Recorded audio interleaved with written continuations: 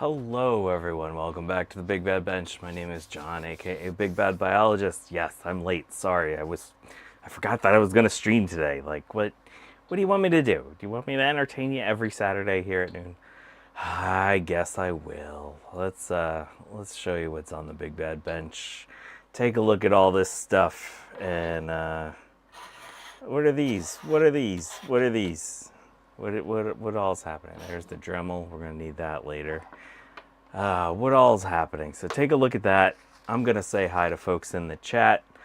Where are the folks in the chat? What is chat? Hello. We got Dave's Vintage Apple Tech. We got Francois Reval. We got Hardware Hacker. We got Jack 68K. Oh, we lost Jack 68K. Hi, bye, Jack 68K. We got Trina's Technobabble, Chris Angelis, Garth Beagle, Gut Bomb is here. Oh, who else is here? I think that's it. Hello, everyone. Thank you for hanging out here today. I think we're working. I think we're going. Yeah. All right. Cool.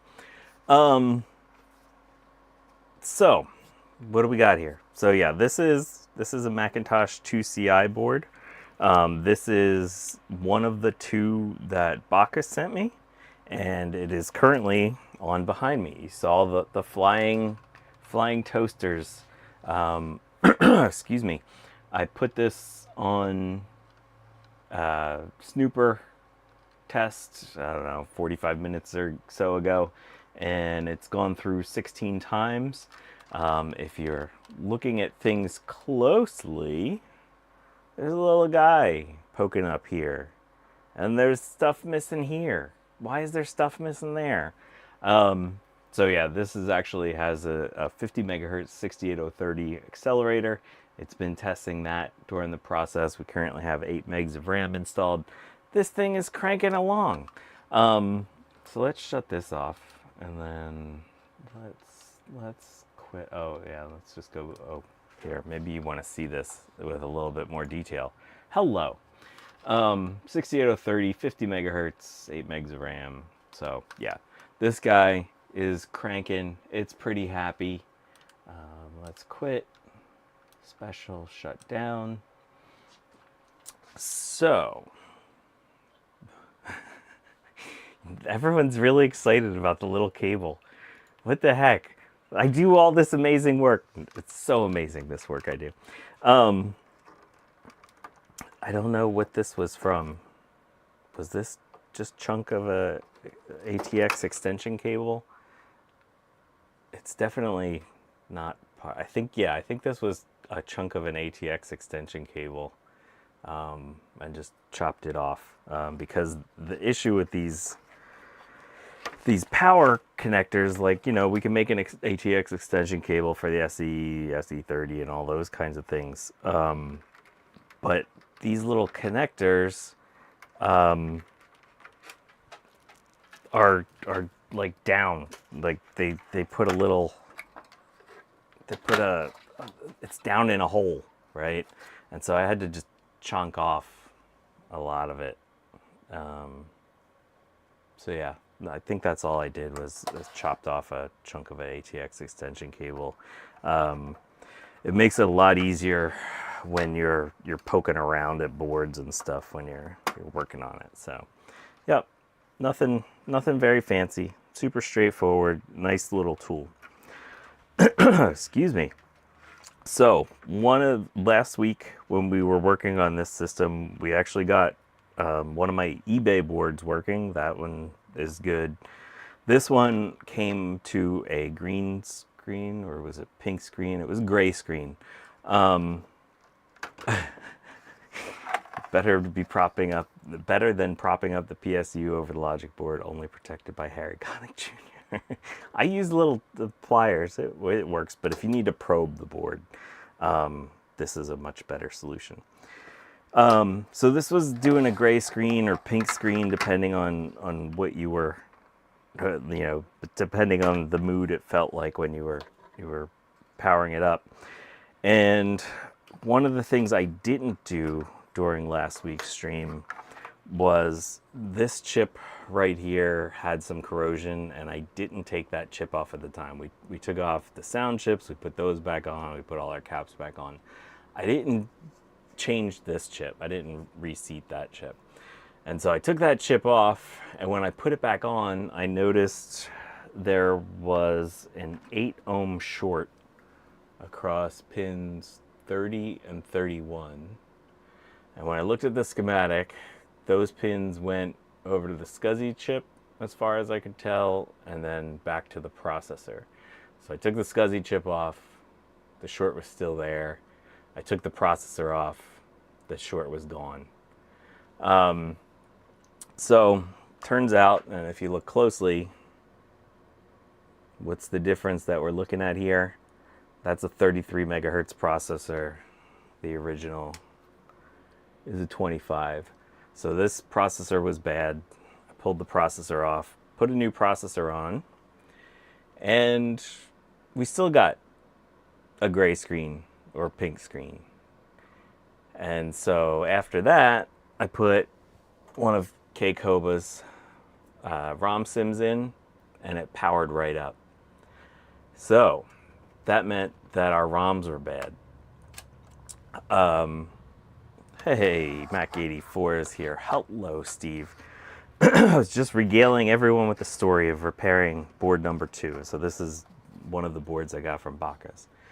So I pulled the ROM sim, or the ROM chips, and put the ROM sim in, and it's been working ever since.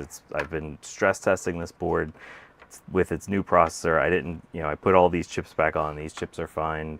Everything else is fine. It's just the ROM chips are bad. So how do we diagnose if we have a bad ROM chip? And there's lots of ways to do that, I guess, but this was the way I did it. So let's put this back on, because we eventually need to put some real ROM chips back in here.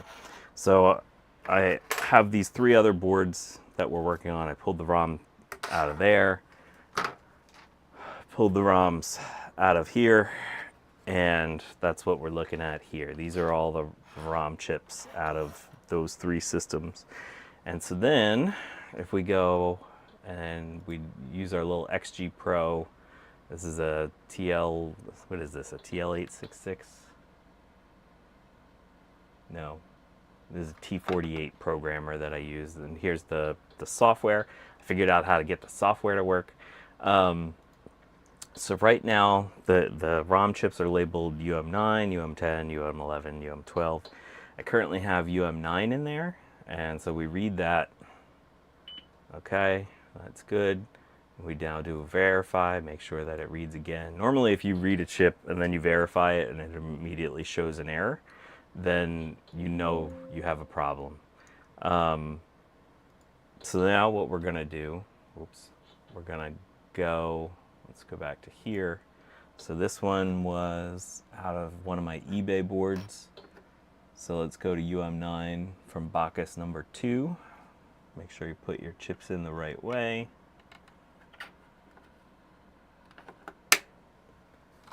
So then we're gonna go back to this, and we're gonna hit verify. And so that's the same. Okay, so both chips there read the same. So that to me means that they're good. And so now if we take UM9, so we're gonna take back to here, gonna take, that was UM9 out of that one. This is UM9 out of Bakkus number 1. Make sure you put your chip in the right way. Close that. I'll go back to there. And now let's verify this one. And now we get an error message. And so if we hit verify all, oh, you didn't see all that. We have 266 differences. And so that meant that that chip out of that board was bad. So Bakkus board number 1 has a bad UM9 chip. What else did we have? So anyway, that's how I tested them all and figured them all out. And actually what I'm gonna do, these are the ROM chips out of this one. So what we're gonna do is actually program a replacement. If we go back to here, I got these in. So these are 27C010 chips. Look at this. This is a very cool old. This is probably yellowed from time. A bad QFP CPU is rare. Well, it's not as rare as you might think. I had a 2SI with a bad CPU, but it's happened. So this is a 27C010.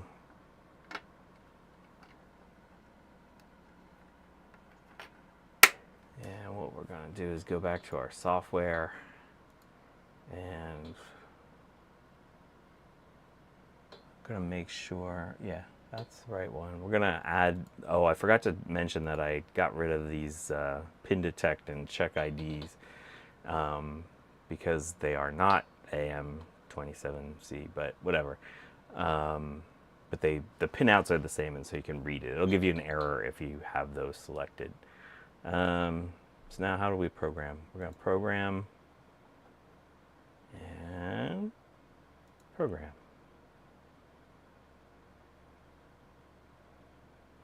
So this should make us a new UM9 chip.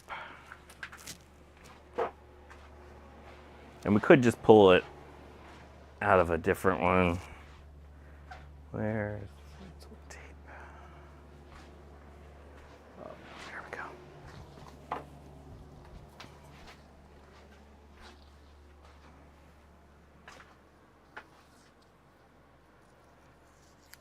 Hey, it's Joe's Computer Museum. Just in time here to watch us program a replacement UM9 for this 2CI. Theoretically, this should work. Okay, now let's verify this one and make sure it's good.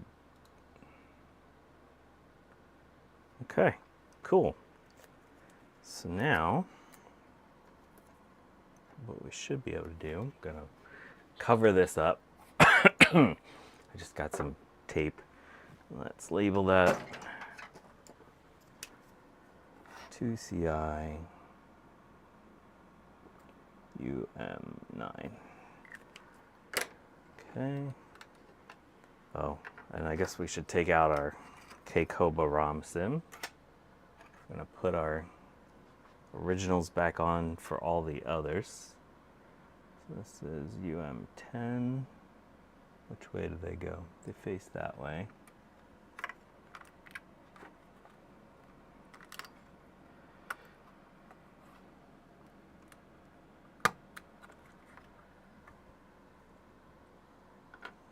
UM11.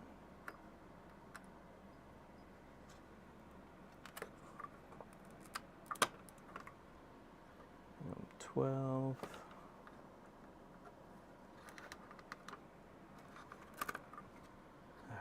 So I'm gonna squeeze this again. How I don't have one of those little crimpy doos, so I just bend my pins on the BigBadBench. It works great.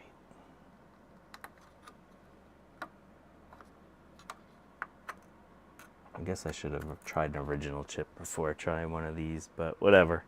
Okay, we got no ROM sim in. Let's hook up our blue SCSI and our deep.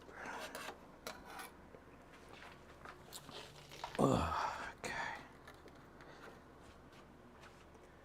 Oh shoot, sorry, I forgot to cover up my arm. It's almost healed. Try not to look at my arm. Sorry about that. Okay, now here we go. 3, 2, 1. Oh, got chime. It worked. Nice. All right, so that ROM chip was bad.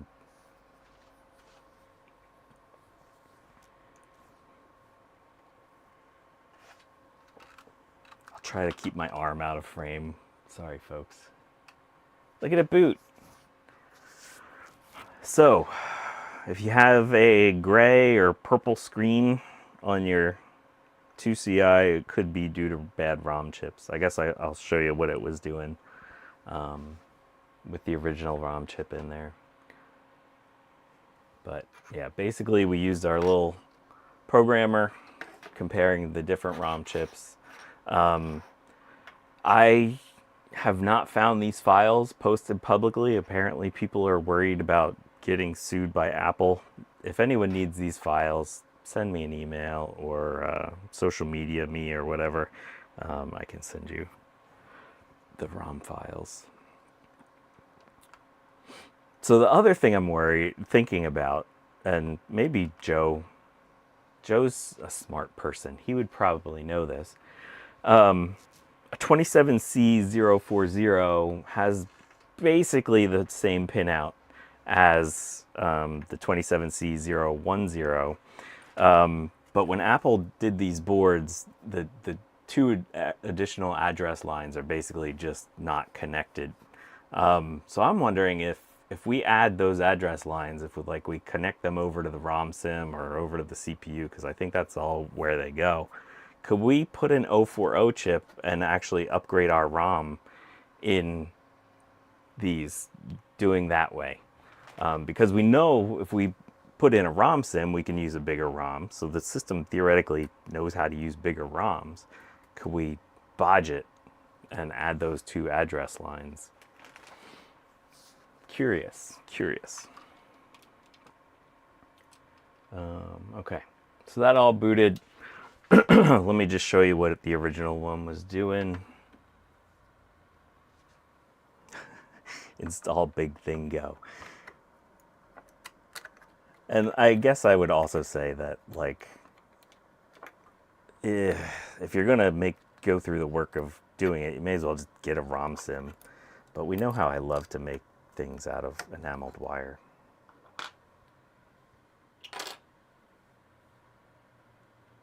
All right, here's our original one that was in here.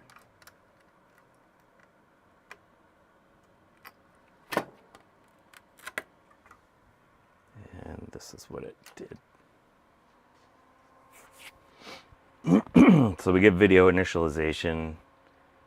Oh, this is currently showing black screen. Sometimes it would show a gray screen.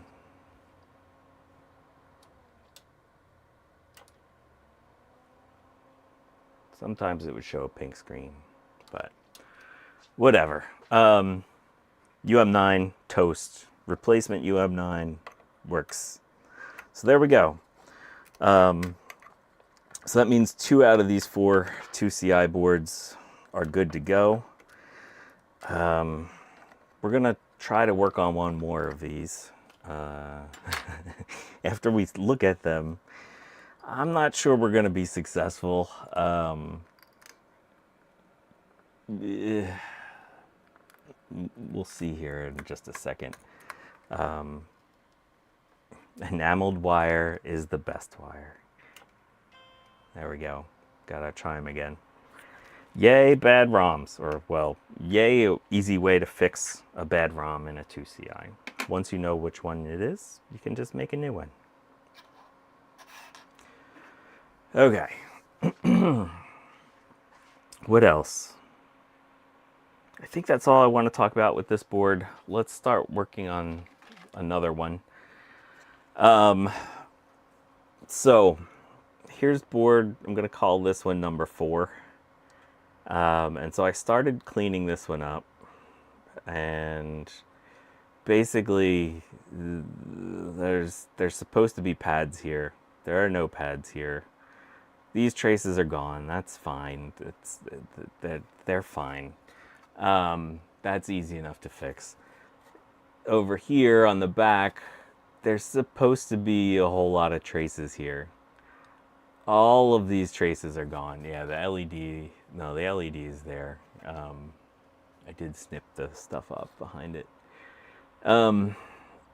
So, and even this, that's not too many traces. I'd be fine with doing that.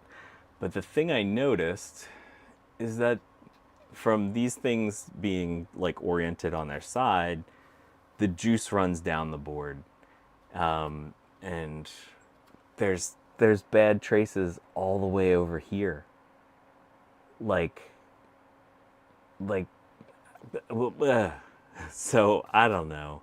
Oh yeah, and all the way down here.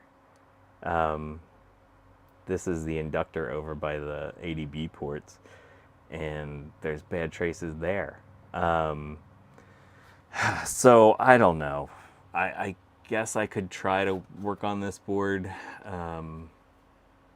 This would probably be a really good candidate for a reloaded board. Oh yeah, there's this too down here. When I went through the ultrasonic bath, like that, there's a giant SMT capacitor there that like just disappeared. So that's not great. So that was an eBay board. This one is one of the Bakkus boards, and there's similar damage there.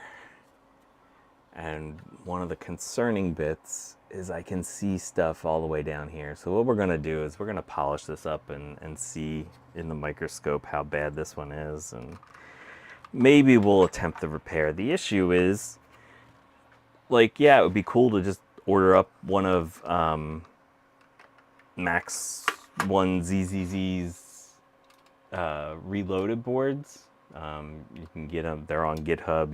You can order it up. But like, with the freaking tariff prices, it's financially not viable. It's just awful.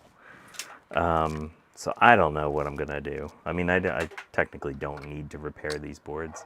My whole purpose, like now that Bakkus sent me another 2CI, and if you weren't here last week, I cleaned up the case. He sent me a case that's all been retro-brighted, ready to go. So this is going to be a system to house the 50 megahertz 030 accelerator. So we'll use Bakkus's board in there. Get that all happy and going. Let's pull this off of here. So yeah, that'll be a nice system. Oh, that's actually something. To Gut Bomb, did you design, or any of you, maybe Joe has one, a frame for inside these things so that you can mount your blue SCSI poking out the front, so that you can adjust your image, or play with your disc, because that would be really useful. Joe doesn't have one. Oh, Joe.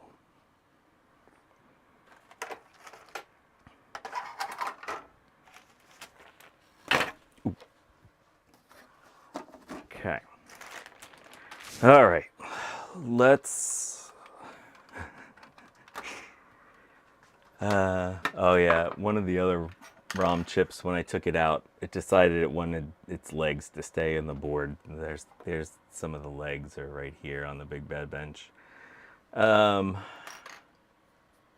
Ew, SD card slot extension. Yeah. I guess I'll have to learn CAD stuff and design myself one. That'll be fun.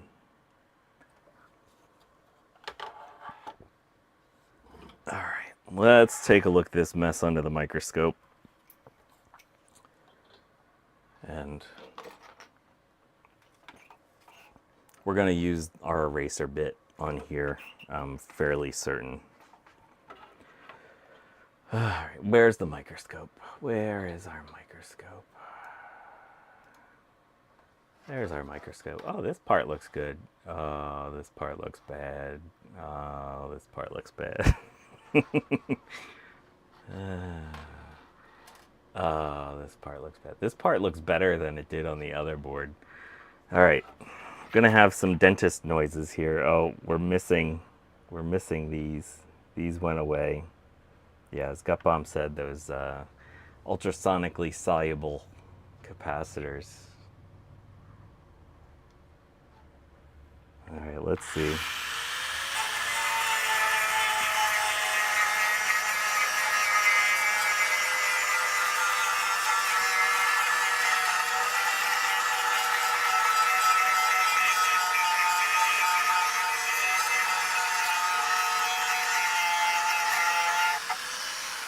Okay, so these are all fine.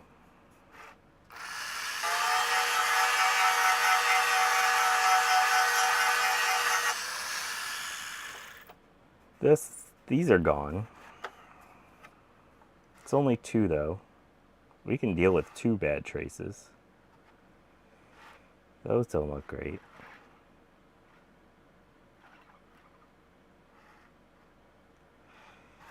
Let's check out this. Oh, there's some stuff that's missing. Oh, geez.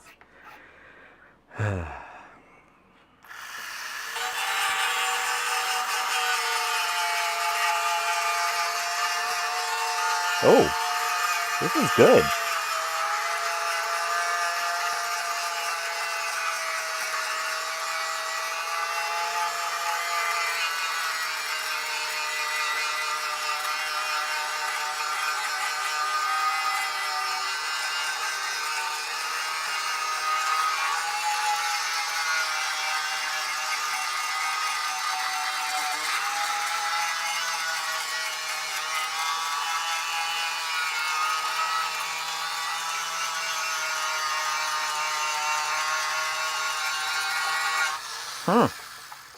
That looks way better than I thought it was going to look.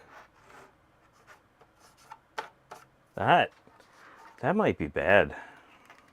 There might not be bad.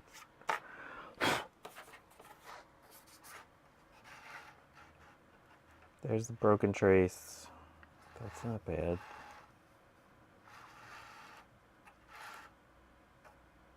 There's a lot of bits poking out here. Let's go to beep mode and see what we can see here. Let's beep some things. Oh, this beeping board. What do we got? That's beeping. That's beeping. That's beeping. They're all beeping. Okay, I was worried about this area. What else do we got? That's ugly. That is terrifying. What is happening with you?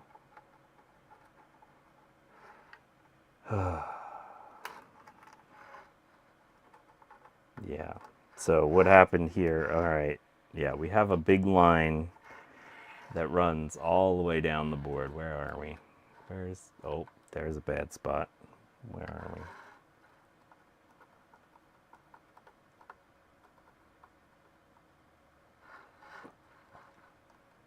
Oof. Oof. That's like the solder just turns to rocks. Yeah, we might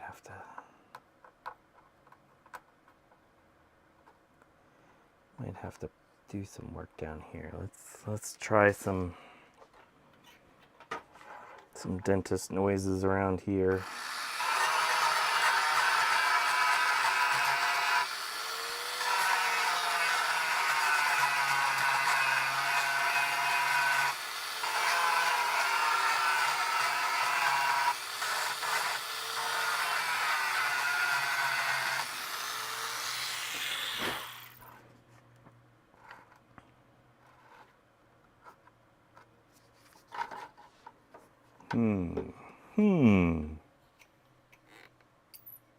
What is focus? Where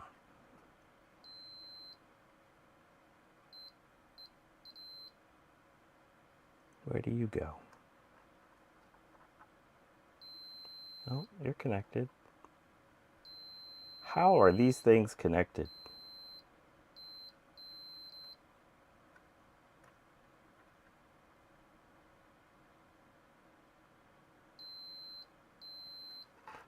Okay. Wow. Okay. All right. That's not bad. Got some weirdness up here. That's connected. That's connected.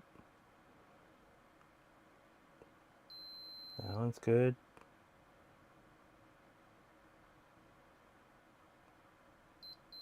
That one's good. Wow. We got good traces. There's good traces down here.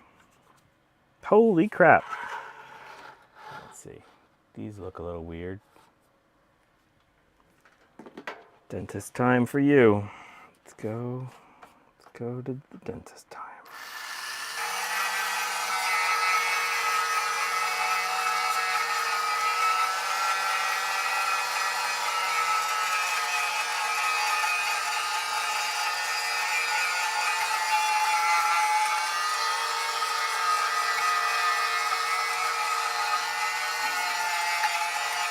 Wow. Okay. That's way better than I thought it was going to be. All right. That's great. What else we got? Oh, it's fixed. Let's go over here. This part was scaring me.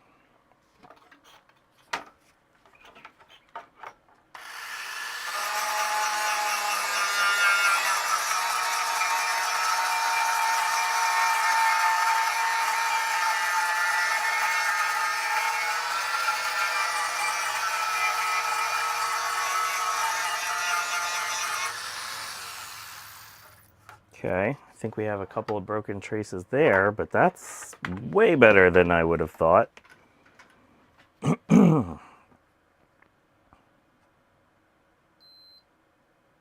Yep, that one's toast.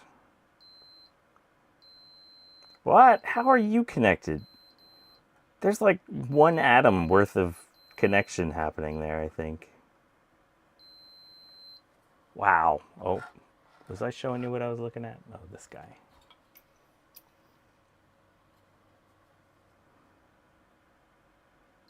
How is that connected? Oh man. All right, let's fix this guy since we're looking at him. I'm gonna run some stuff over that, but we gotta fix that one for sure. I'm on my last dregs of flux, and I think they're probably gonna deliver flux while I'm streaming here today. But whatever. What do we got here? Let's use some little flux. This is a little trace.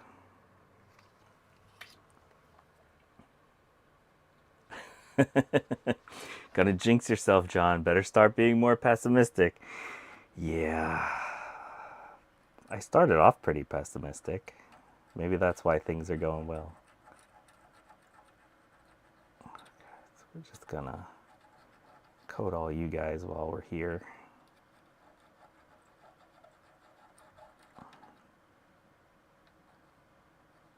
That's the bad one. I'm sure by me rubbing this on, I'll break that trace. No, look at it. Look at it go. It wants to live.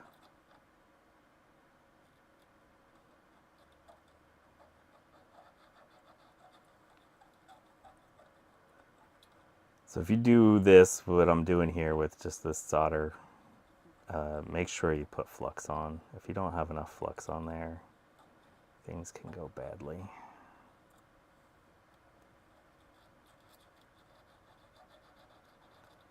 Oh, and I think I saw Hardware Hacker ask if I'm going to be at this MIT Swap Fest next weekend. I don't think so, just because I have to go to Jersey the day after, so I don't think I'll be able to take the time to do that. Going to Jersey.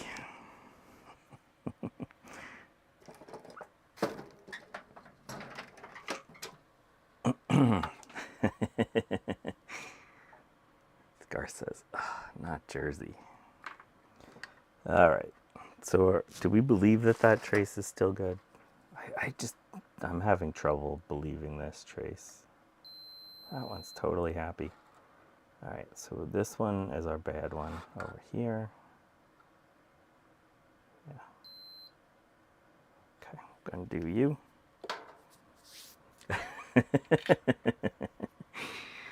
Yay! There's a reason to go to Jersey. Go get some Steve waffles. That makes Jersey good.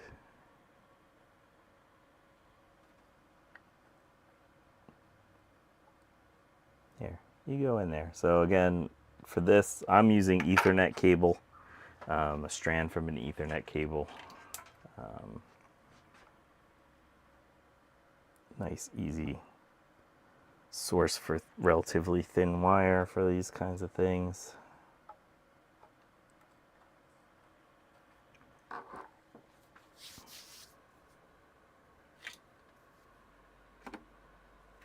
Gonna flux this up a little more. Let's give it a little more flux.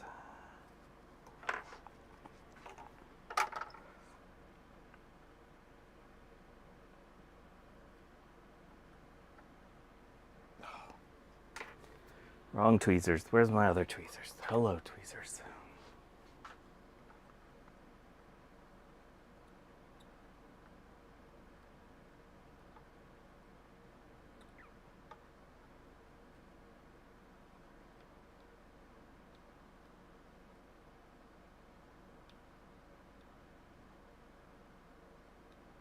Okay. One trace down, I think. I guess we should test it.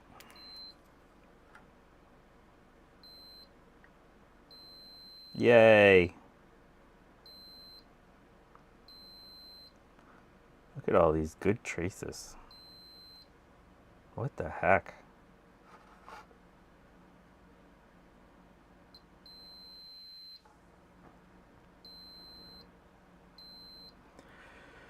Oof. Okay. I think what we're gonna do is flip over to the other side of the board, top side. Oh, let's put the, oh no, that's another bad board. Let's go to here and let's take off this chip. If we look at this chip, there's like, this was one situation where all the solder like turned to a rock and mostly came off in the ultrasonic bath. But let's take the rest of that off. My hot air was set to 400 degrees because of what we were doing on Wednesday. Turn it back down to 350. If you didn't check out my stream from Wednesday, that was a good one. I'm still in shock about that one. Man, you got a little video card working after adding, I don't know, I forgot to count it, somewhere around 14 0402 components. 0402 components are 1 millimeter by a half a millimeter. Someone went to town on that card with some implement of doom, and we fixed it. And I built a little gaming rig that I'm gonna sell using it, and I've been testing it all weekend. It's been going good. Wow, those traces look way better under there than I thought. So this spot's bad. This is all bad. I think those are just for the ROMs. Yeah, those are for the ROMs. So we don't need, today, we're only gonna try to turn this on using K-Koba's ROM sim. Let's polish this up.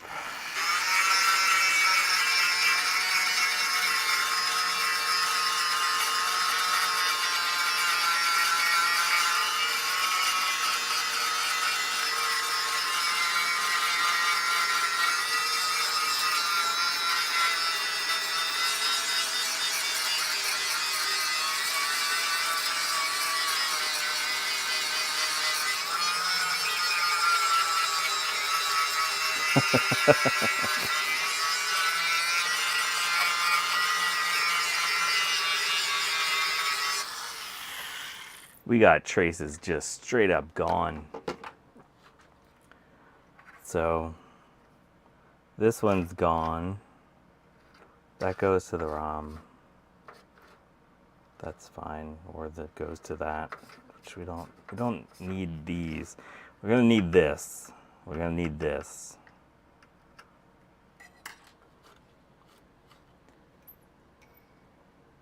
Oh, what do we got here? Let's go a little bit higher.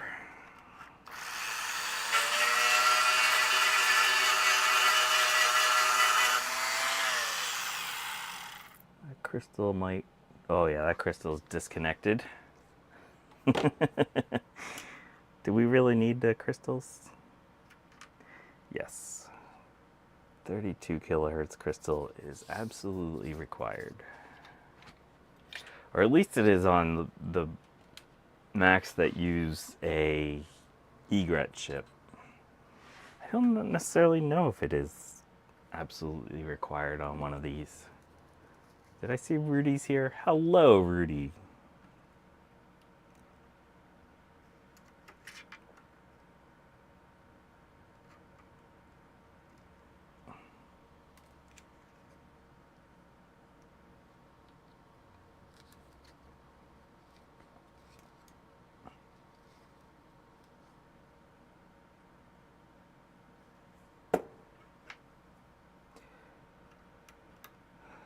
The swap meet is fun, but I would not come from Canada for it.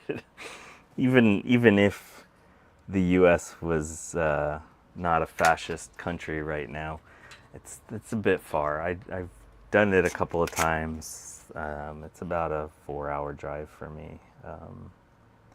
It's better to come down for a VCF event. Although I guess technically it is a VCF event. I mean like a full-on VCF event. Okay, those holes are fine.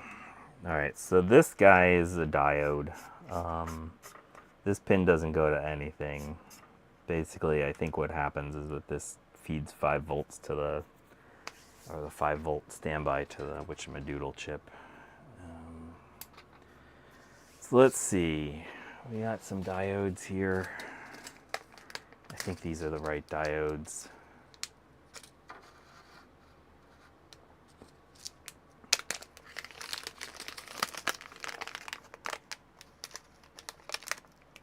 Or that they're right enough for our purposes. These were the diodes that came off of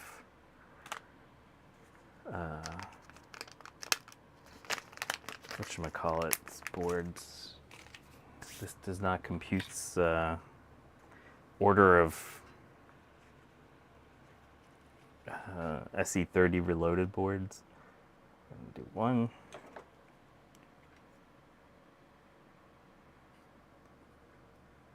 And the JLC PCB put the wrong components on.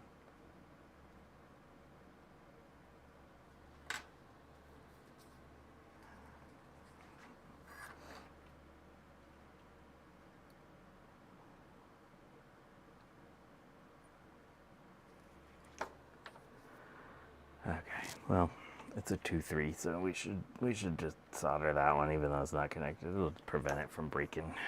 All right, let's make sure that this is correct. This should go like that. Yeah, okay, that's how that needs to happen. This one is for the battery. We can ignore that. We don't need the battery today. But let's make sure that all of these traces are still happy. Yep. Okay.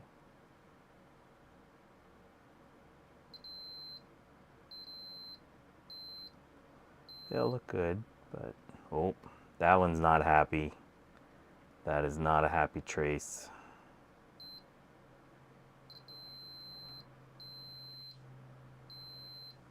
Okay, so we're gonna have to fix that guy.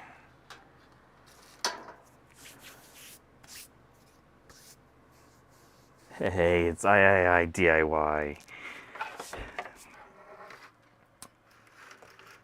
Yes, I would love to do like a vintage, could do a vintage camp out on the farm someday.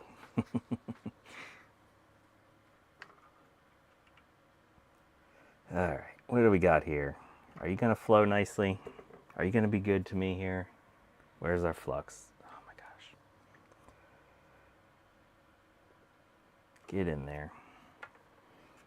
Are you a person that likes good beer, Rudy?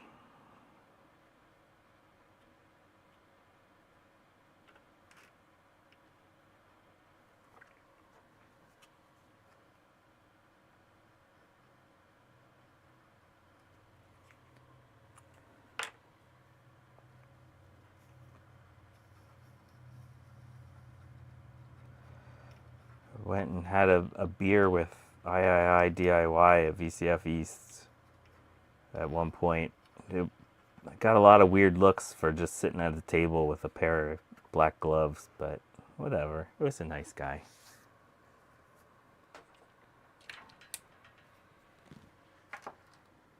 Let's see, where did that little... Oh, did I lose the little piece of wire? Oh, what am I gonna do? I'm gonna waste little pieces of wire. Jeez.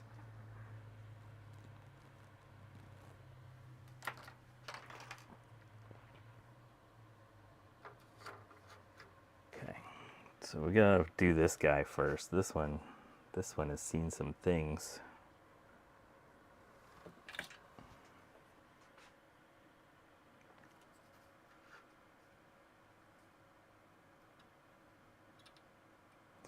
Oh, some emails went out about VCF Midwest today, or was it last night, very late, whatever it was.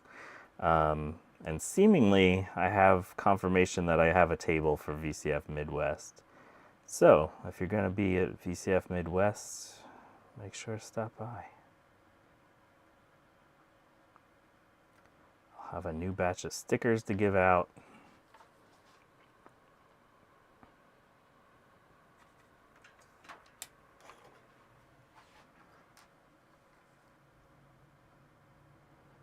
I think I'm bringing all the enameled wire computers. So we'll have the wood 486 single board computer. We'll have the Macintosh IIci, and we'll have the Macintosh Classic with the HKZ upgrade, 68030 upgrade in it.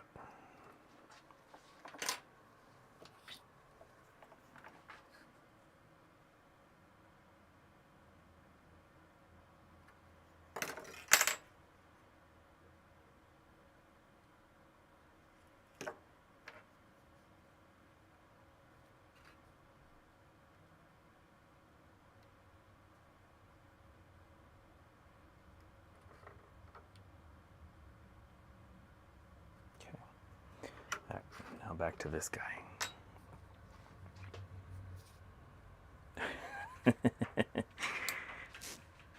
Make the whole table out of wood and enameled wire. I'm actually thinking, because the Macintosh IIci, I've modded to have a screen. I call it the iMacintosh IIci, and the Classic has a built-in screen, but the PC is going to need a screen, so I think I'm going to modify a screen to have a wood border. So that'll probably be a stream up to sometime soon. We'll see. Because I want it to match the computer. Okay, I think the solder that's in that hole has mostly turned to rocks. Oh, there it goes. Okay, good. We're through. We're through. We did it.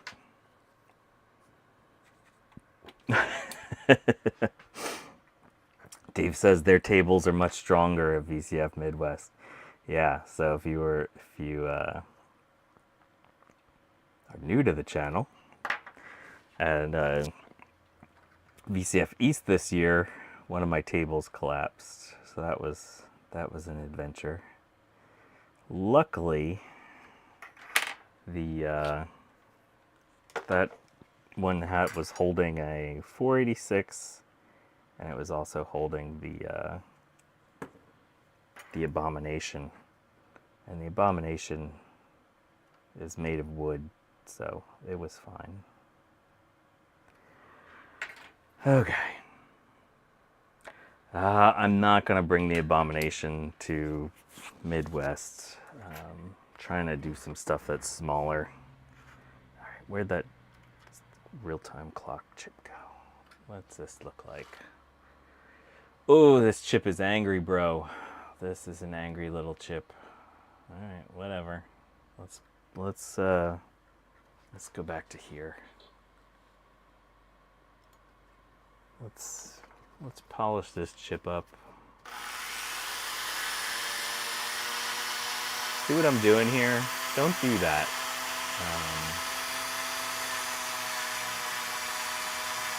I'm throwing all the dust right in my face. You shouldn't really put this dust right into your face.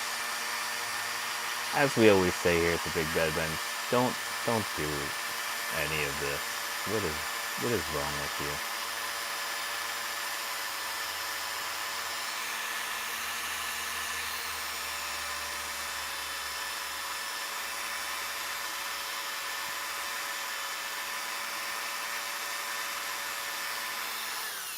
Okay. All right, now back under there. Uh-oh, which way does that go? Oh no. So that's one of the problems when you grind away your board, you grind away your silk screen. So this goes this way.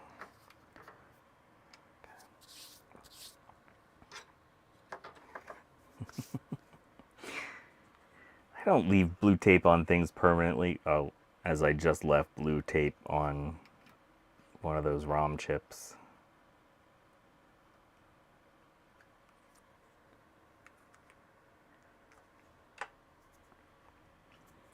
Okay, so we got that flexed up. Let's squish you around. Oh yeah, get it all nice and spread around.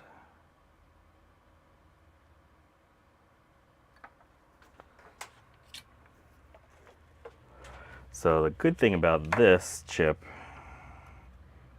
is you can see like half of the pins are non-connects. So if we lose a pad, we're probably okay. What I'm gonna do is I'm gonna use this one, because it seems to be in relatively good shape. I'm gonna use that as my anchor. And then we'll solder everything off of that one once it's in place.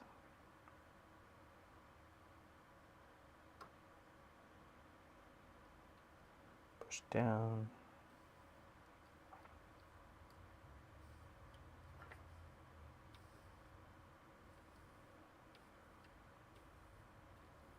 There's a little bit of solder on all of those pins at the bottom, so I'm just flowing them so that it'll sit nice.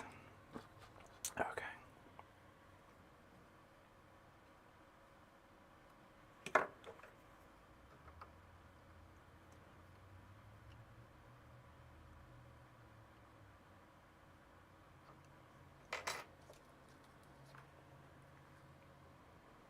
Hey, Mr. Tech Gadget, hello.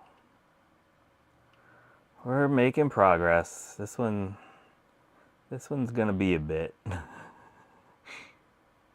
one has some issues. Oh yeah, I should coat some of these.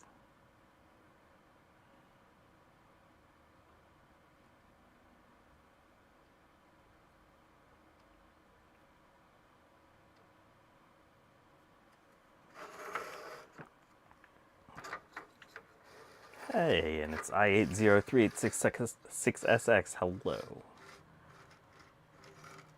Where did the chip go? Come back, chip. There we go.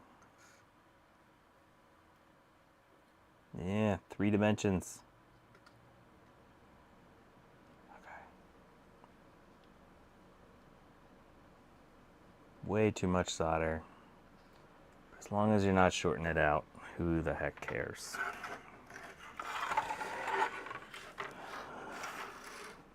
Okay. Nope. Where were we?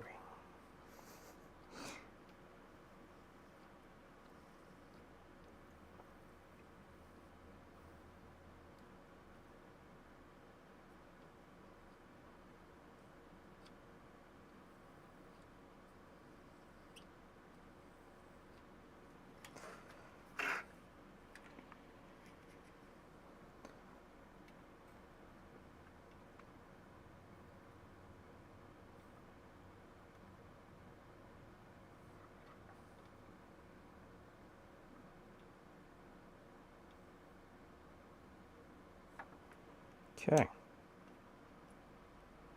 Oh, there we go. All better. All better.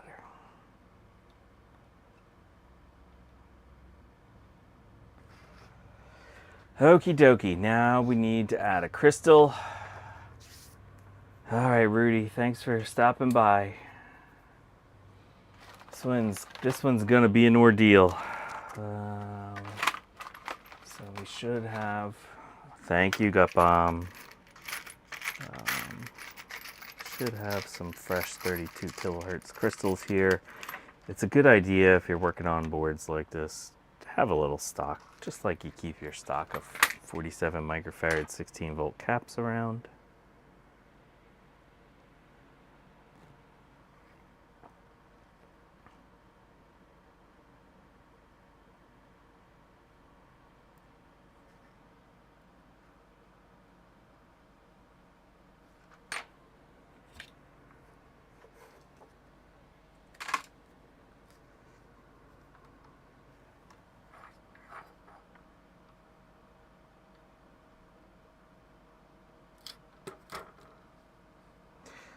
Speaking of Gut Bomb, he has a new video out,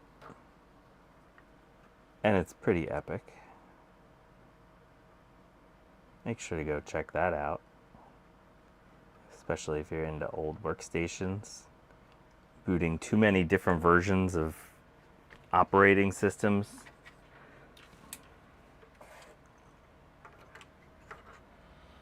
Okay, where should we go next?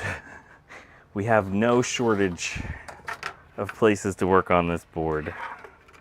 All right, let's go. Oh, no, got tape holding. All right. Oh, we know this area is bad, so let's do some work here. I mean, relative to the bottom, this is actually super clean. Let's pop these chips off. Oh, let's pop these chips off. Okay.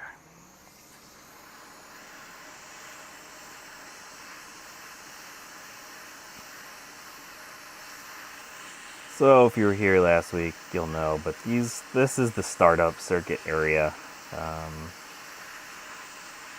Basically, the computer is trying to figure out, oh, did they press the start button on the keyboard? Did they press the start button or the power button on the back?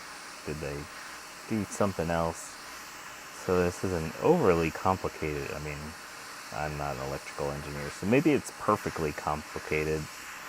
Seems a little more complicated than it needs to be for me, but you know, I don't know this stuff. But what I do know is that the caps that are in this area leak and like to destroy the traces in this area. And so if you have a Macintosh IIci that will not power on,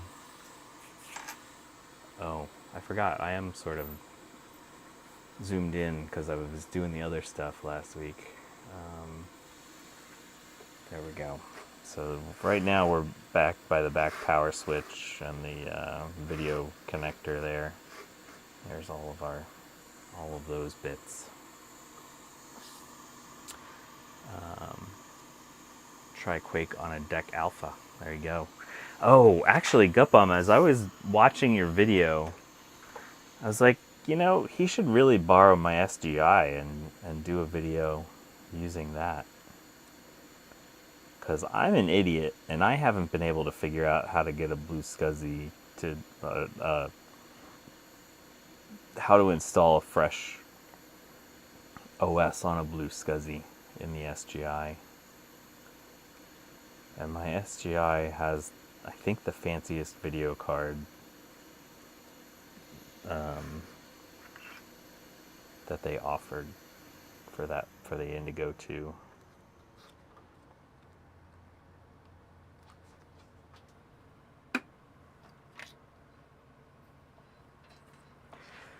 All right, let's get some big solder braid and clean up this mess.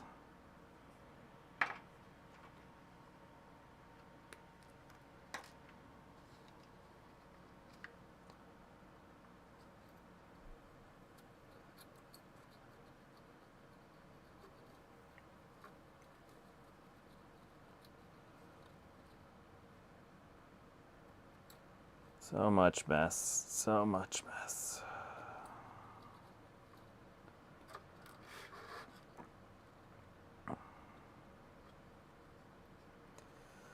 So what's everybody else doing today?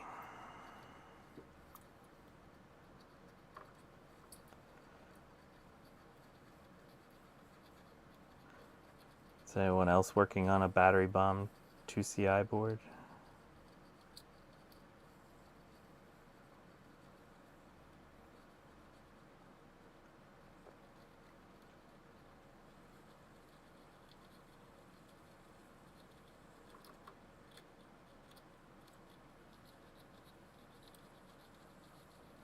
Oh, and don't let me forget, there's a couple traces on the back that we still gotta fix. I forgot about that. I forgot. I got distracted by the front of the board.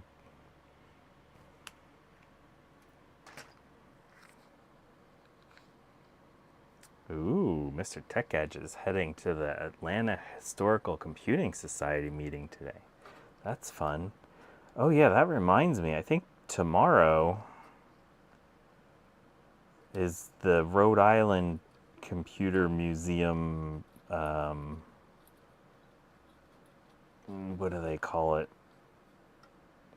It's like their yard sale, garage sale. I've always wanted to go to that. I don't think I'm going to be able to make it tomorrow.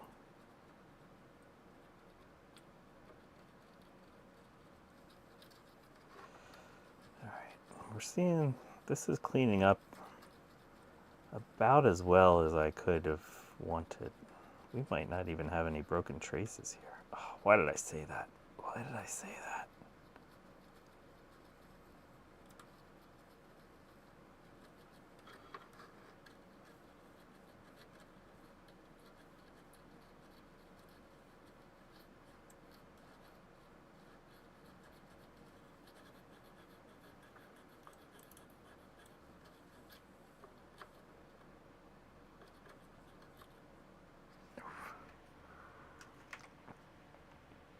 Nope.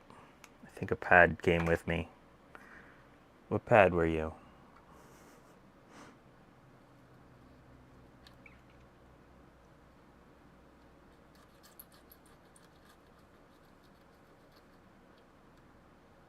Oh, no. It was a chunk of a leg. Yeah, that other leg was still there. Some of the caps on this board were already missing when I got it. They had decomposed to nothingitude. And there's a giant chunk of a leg. Just there it is. Welded itself onto the board. Turn down the light. You still can't tell. Hello, Asmodeus. Yeah, look.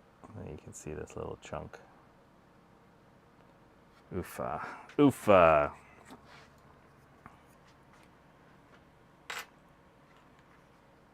Uh-oh. Q3 is gone. That's not good.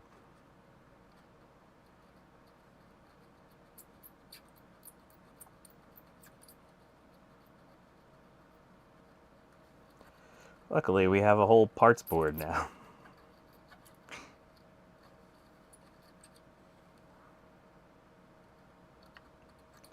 If Q3 didn't fall off on that board too.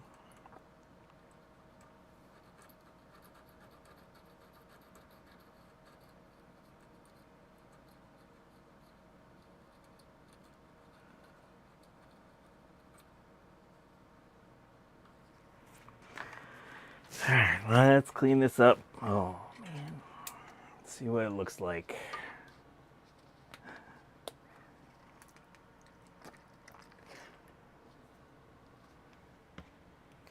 Yeah, why do Q3 always like to come off of the boards? Let's see. Oh, good. Q3 is on our bad board, so we can use it. It's most likely a, what is it? 79 000, I don't know. It's on the schematic, and I think I have some spares, but I'd rather not look it up and just... What is it? Look at this. What's on these caps? What is that?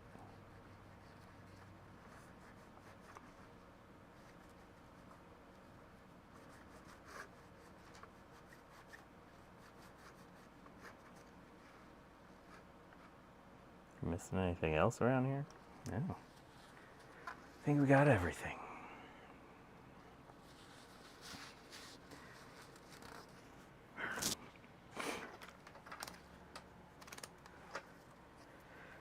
Alright, let's check some traces. Beep time. Beeps. That one's a no connect. That comes to there, and there, and there, and there. You go from there all the way up to there, and there. Yay! Yay! Yay! Yay! Okay, so that one's all good. Sweet. There, goes over to there and there. This guy comes that. And this one goes up to there, and you go over to there. Beep, beep. You don't go anywhere. You go over to there. You go down to there, and then over to there. You go to there. You come around back there. Where do you go? Go all the way over there. But we got a broke thing there. Alright, that's good. Good. Good. Yay. This one was screwed up on the other board we worked on last week. Alright. Wow. Okay. So, that all looks reasonably good. I think we're going to put the original chips back on.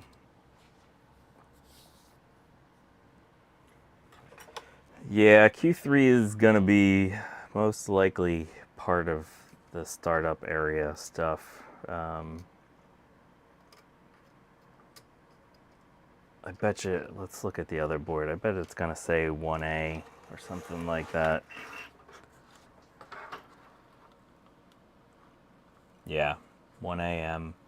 So that's a, I believe it's a MBT 3904, if I'm correct. But what we're gonna do, while I have this here, we're gonna take this, we're gonna just steal you.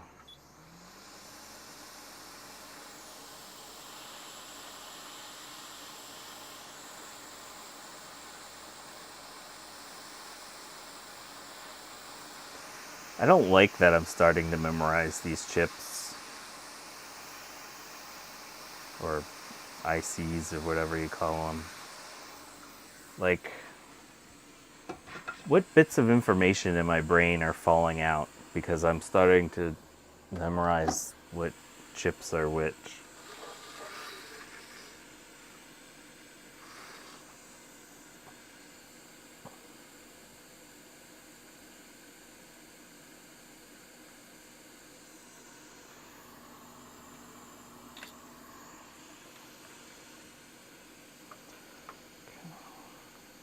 Boop.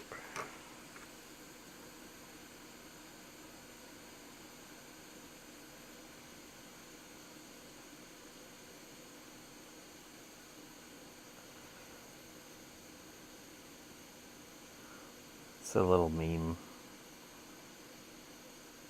It's a little cartoon guy and all the stuff that's inside of his brain.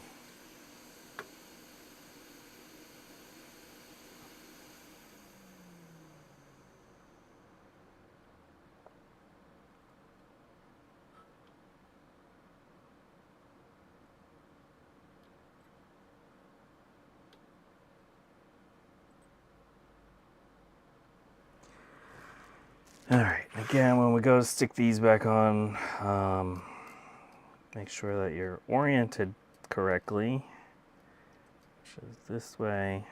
We're going to put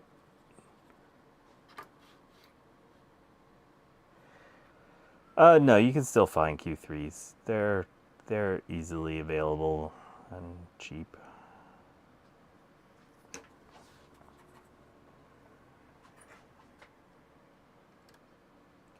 Oh, I should probably clean up these legs a little bit. Let's scrape some legs.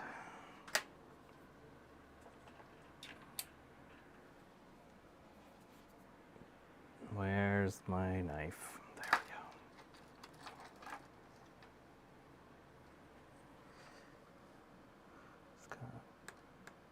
we go. Just gonna clean these up just a skosh. Because a lot of times there's just that crusty layer of solder that doesn't want to flow nicely. So if we just scrape a little bit off, we don't need a ton of connection here. I guess we should if we want it to look pretty, but we just need an electrical connection. Because I have a feeling this board is going to punk the heck out of us overall.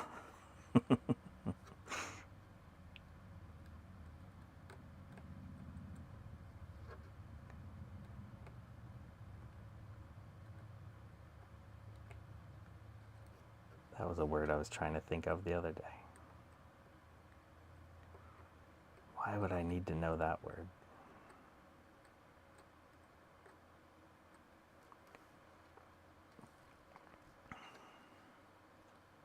Yeah, see, these guys are crusty. Crusty chips. Crusty, crusty. Put a little, make sure you see a little bit nice clear.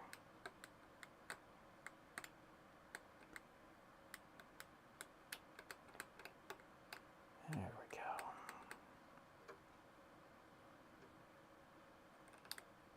go. Oof. Oofa.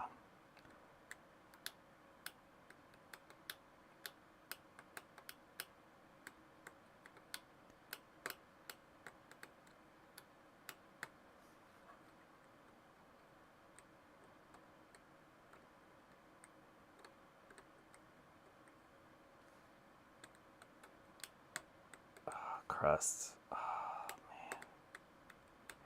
At least the legs aren't like totally rotted off.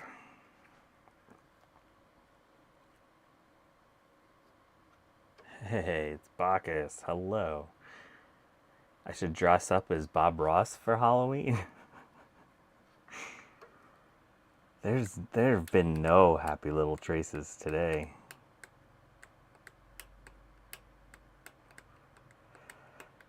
So we are working on your board number 2 that you sent me.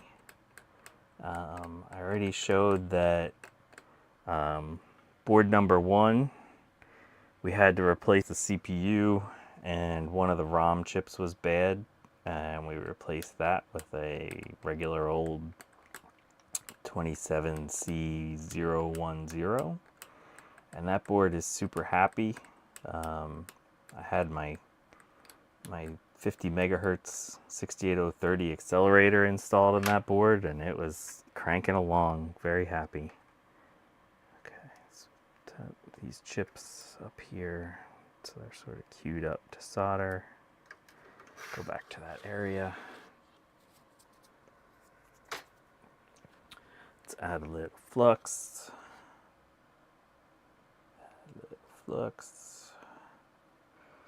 I am running low on 47 microfarad 16 volt caps. How weird is that? I can't imagine how expensive they're going to be. Oh, I'm not looking forward to that.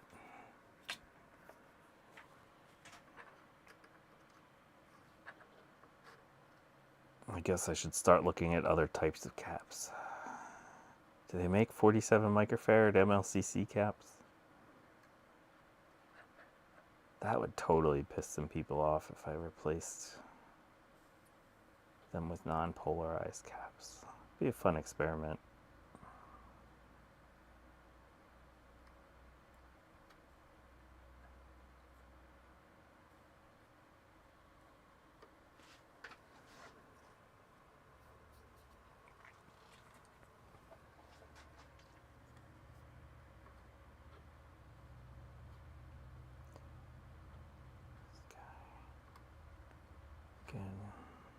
tinned one of the more substantial pads just to keep it oriented. And we'll come back and do the rest. Again, we can kind of just make sure that's all gooped around. Make sure our chip's really coated with the flux. Oh, now this one's gonna fight me.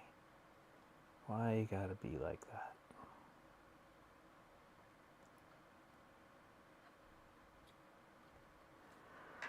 Okay. Oh, good. I-80386SX says that they're not outrageous yet.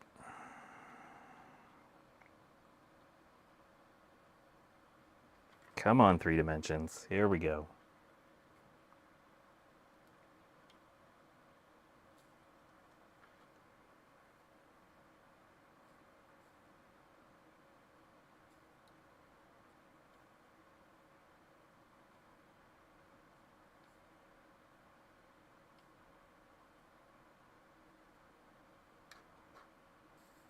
Oh, I poked it. Oh, I poked it. What the hell, bro? Why do you want to move so much?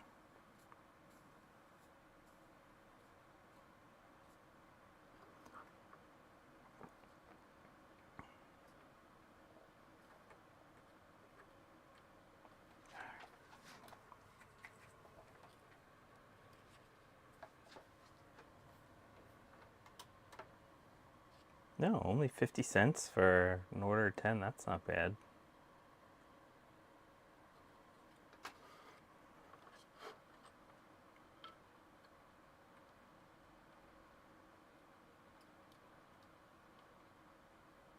Or 47, whatever you said there. I rounded up.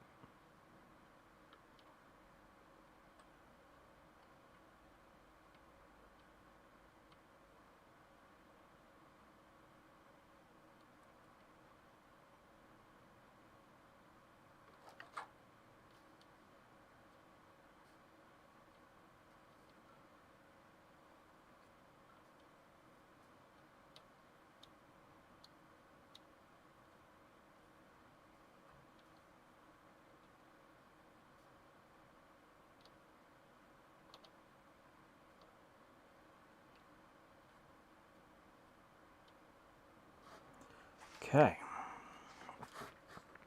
Making progress. There we go.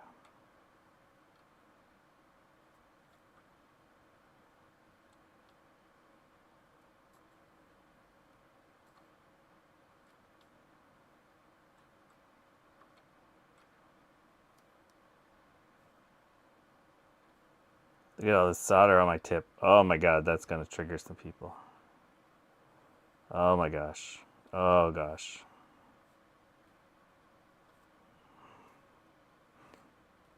Running low on solder. I can't waste it.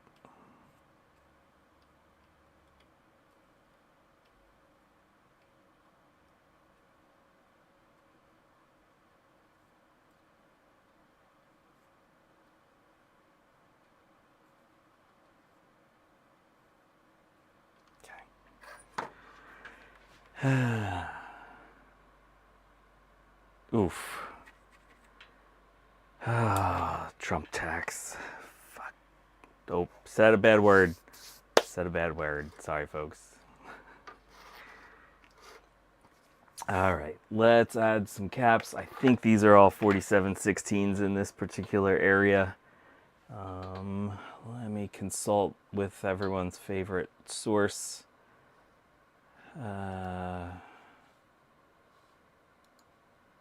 Recap a Mac.com.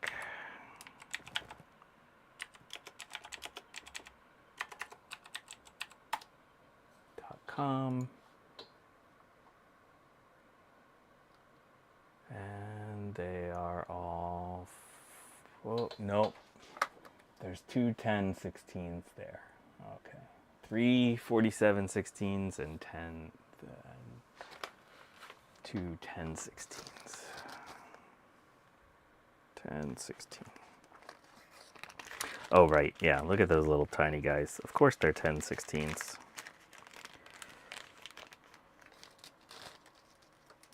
Yeah, don't see the T word. Orange clown tax. Orange clown tax. He just makes me want to curse. I just can't help myself.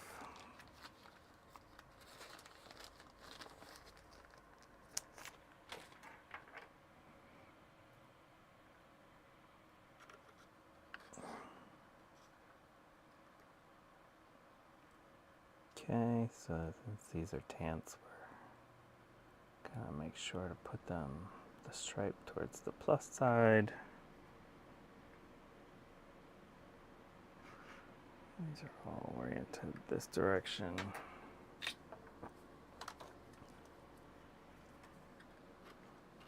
What? Oh, I have a wrong thing up on my screen. Okay, good. You can see what I'm doing. That's better than I can see. Put you on there. Boop. Put you on there.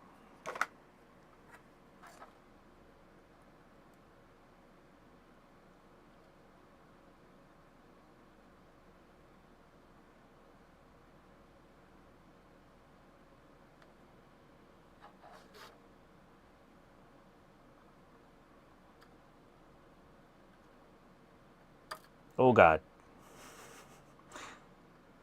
This is fun. And these are huge compared to what we were doing this week earlier.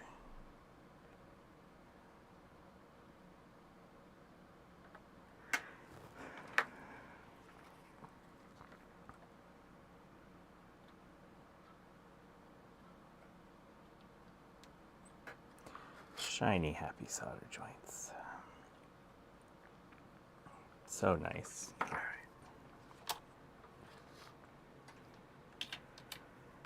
Oop.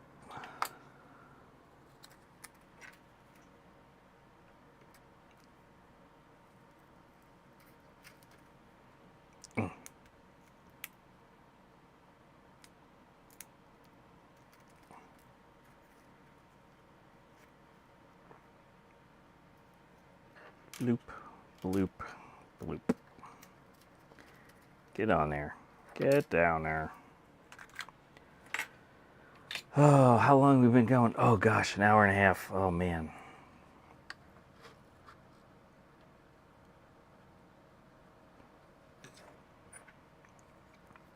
We're gonna have to try powering this up soon.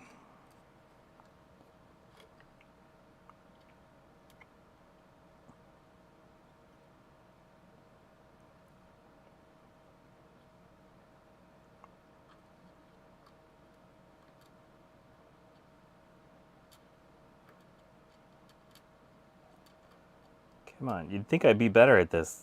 I got so much training this week. All right, Garth, thanks for stopping by.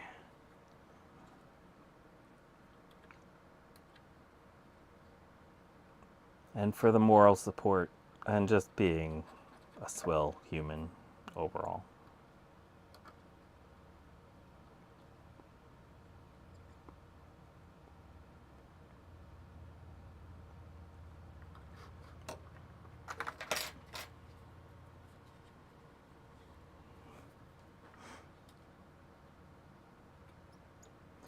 Hardware hacker just wants all hours of 2CI repair. It's about what it takes on some of these. Oh my. Oh shoot, I should actually check to see if those traces are good. One moment. Let's see. Beep. Good. Good. Make sure we don't have shorts. Do we have a short on these two pins like on the other one? Nope. Okay.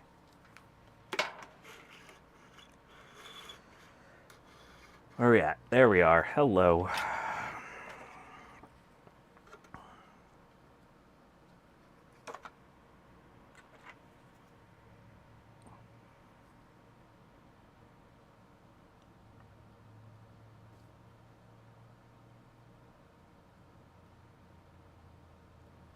Bloop.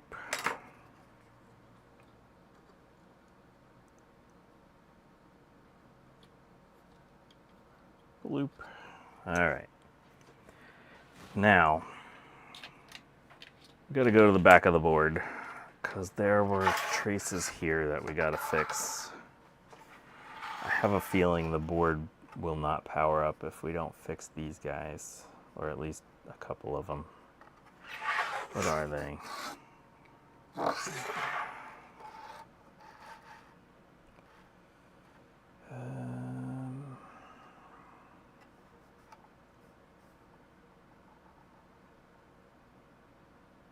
Oh, and there's components missing there. That's right.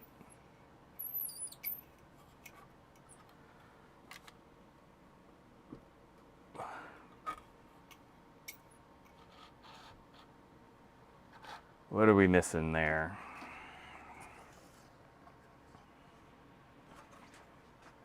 We are missing those two. Alright, so I think what I'm gonna do first is apply a little bit of solder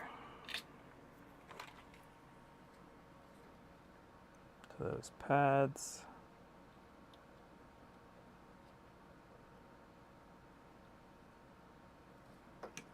And we're gonna apply some fresh solder to these pads. Sorry, I'm gonna do this real quick, so I'm not even gonna worry about focusing.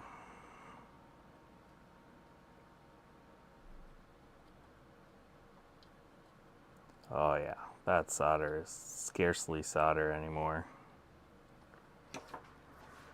Okay. I'm gonna use the tweezers, hot tweezers. I'm gonna pull you off of there. Put you on down there.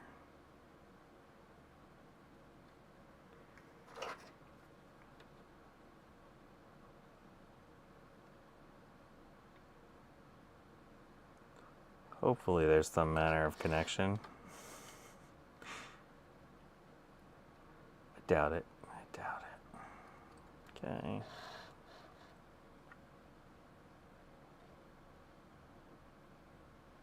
That one looks like it has a connection. The capacitor is probably less critical than that resistor. Let's see. Do we have resistance? Is that resistor going to resistate? 4.7 kilo ohms. That's what it's supposed to be. Okay. That's good. That is good. Now what the heck is happening here? This one's going to be a mess. So what do we got? Do we have one of these guys? Oh. Oh. That's all rust that came out of there. Oof. Oof. All right. Look at that. That's gross. I hope there's not an internal trace there that we need.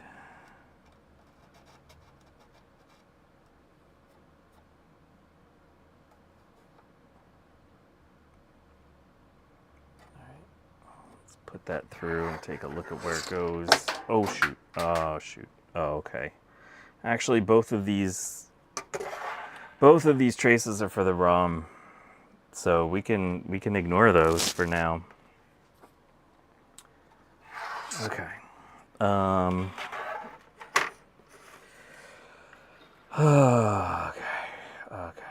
Okay. So this actually doesn't look too bad. We do have a missing pad here. Alright, I want to put caps on here just so in case we hear a chime. So let's flux up that area.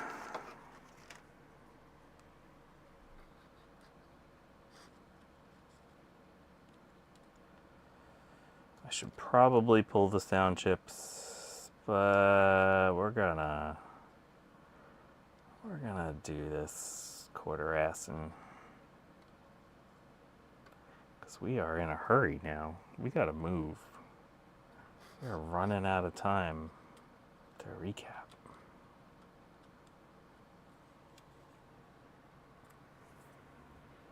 Long Island Gaming Retro, the Long Island Retro Gaming Expo. I didn't even know that was a thing.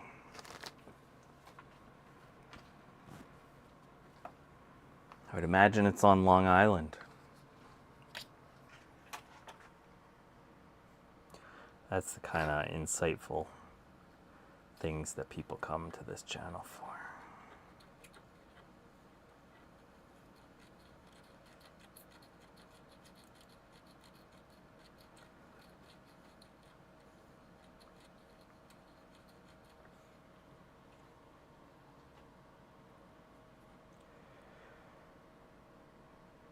Don't forget to replace that 3-leg component you borrowed from the other side of the board. No, I borrowed it from a different board.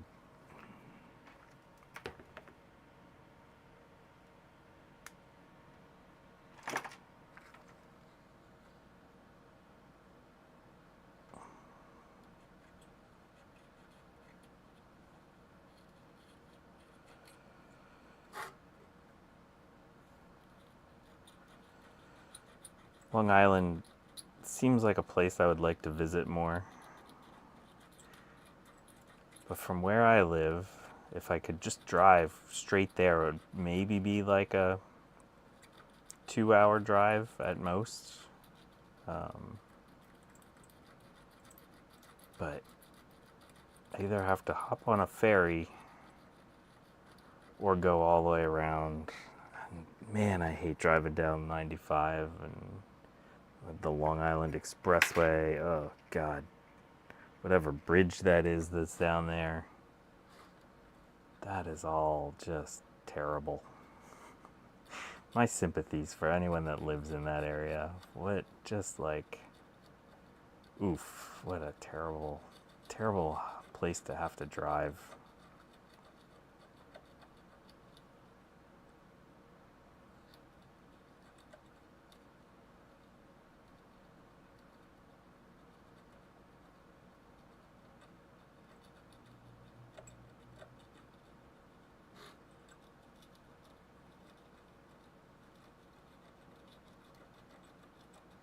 I used to drive into Philly every day, so I was used to traffic. Now I'm much less used to traffic.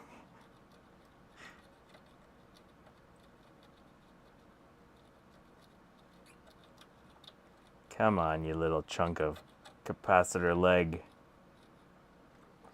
That guy does not want to come off.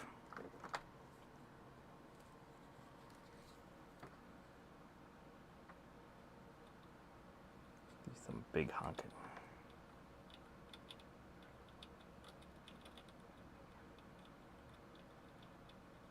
There we go. Now we got it. Oh, wow. I still smelled a little smell.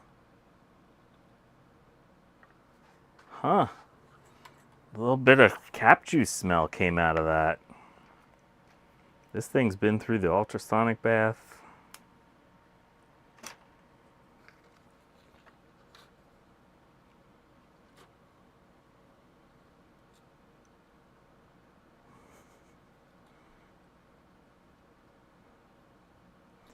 I'm gonna need some suggestions for places to visit in Chicago. Aside from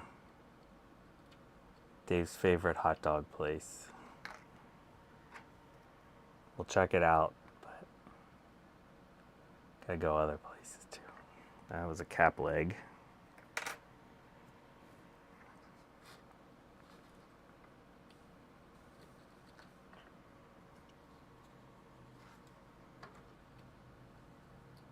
It's the best brewery in Chicago.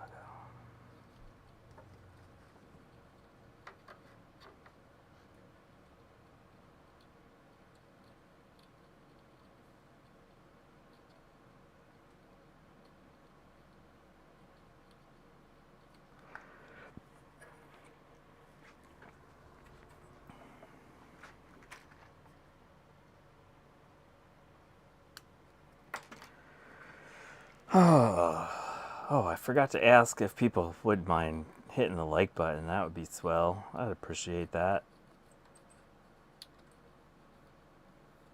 I always forget to do that.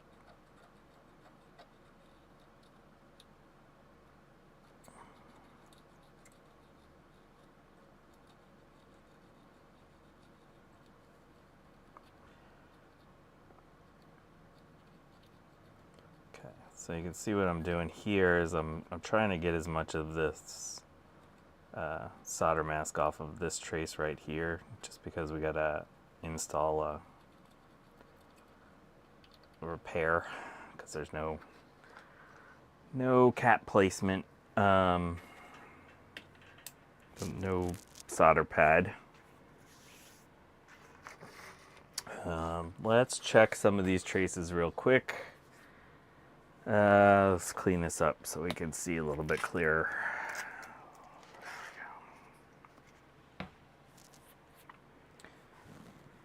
That. Boop, boop, boop. Okay.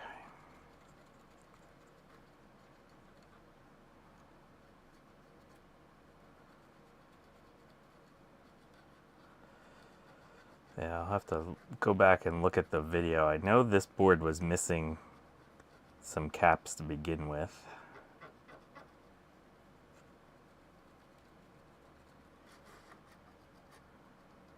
I forget which ones it was missing.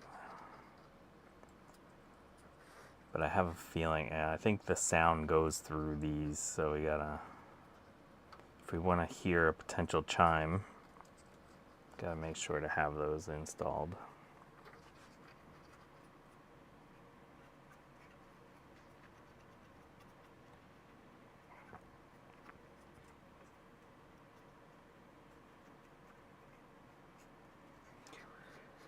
All right, let's see. Hey, Jack 68K. Oh, you missed the easy, the funner stuff that was easier to fix at the beginning, but there's still good work that needs to happen. Let's see, where do you go? That's good. That's good. This one goes to there. That's good. That's fine. That's fine. That one's fine. That one's fine. Where does this one go? Oh, that goes over there. Okay. That trace was bad on my other board, but it's good there. All right, let's slap some caps on it. And these are all 4716s in this area. Okay. So yeah, the other board had a bad ROM chip and a bad CPU. So I had replaced the CPU off camera, but I showed how to replace a bad ROM chip with a standard 27C010 chip. And so that 2 of the 4 boards are now perfectly functioning, and my 50 megahertz accelerators on there on one of them, so it's going to be another nice little 2CI system ready to go. Alrighty, let's slap these caps on.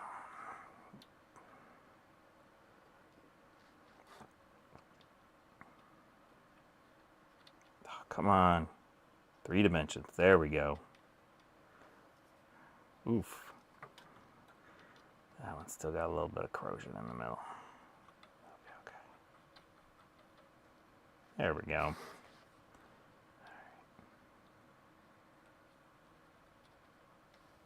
Okay, that's good.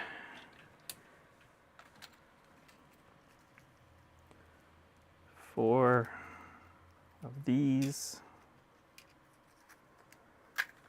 And that should be all we need, I think, to get this started. We're gonna try to power this up as soon as I get these caps installed.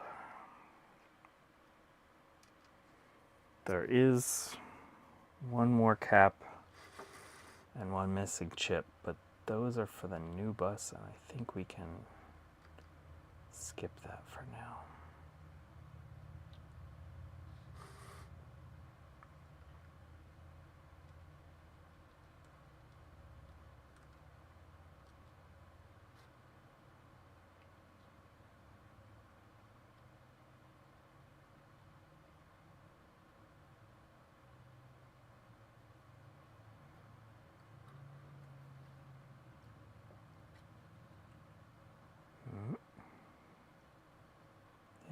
There's an animal in my wall.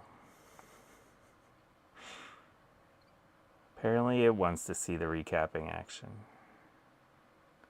It's like, hey, John. Oh, you know what I could do? Alright, this is gonna be... Oh, that's gonna make my brain itch so bad.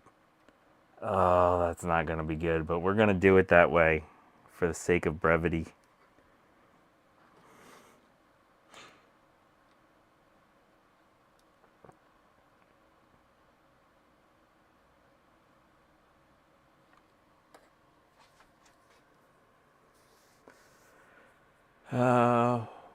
Was that the really crusty CPU? No. This board actually has the really crusty CPU on it. The other one looked totally fine, but there was a 8 ohm short on, I think it was address, or no, it was data lines 29 and I forget what they are now. I'll have to go and look at it. But yeah, it was weird.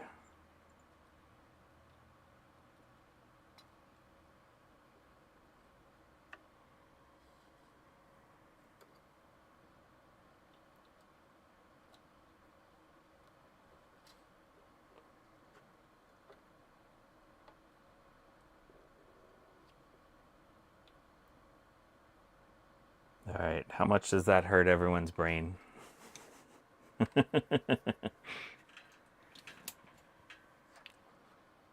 it soldered? Yep, it's soldered.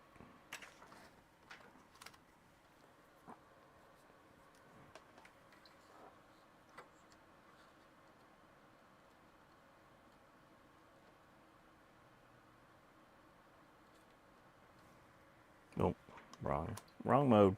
Not on beep mode. It's not gonna beep if you don't put it on beep mode. There we go. It burns. Okay.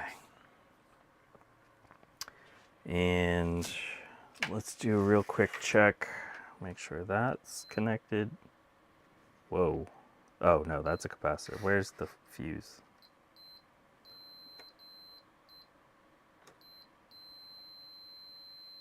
Oof. I think that fuse is shot. Oh no, it's okay. Nope, it's fine. Okay, I think this is good to try to power up. We're gonna go with a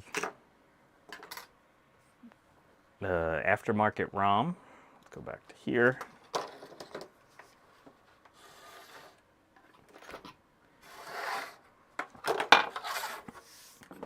So we fixed some traces on this one. Put a new crystal in. Let's go with some known good sims. Oh, that's another thing.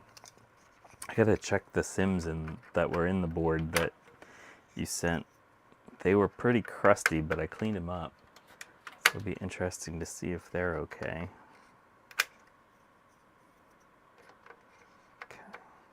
So let's put in a ROM sim that I care less about. Where's my other ROM sim? There we go.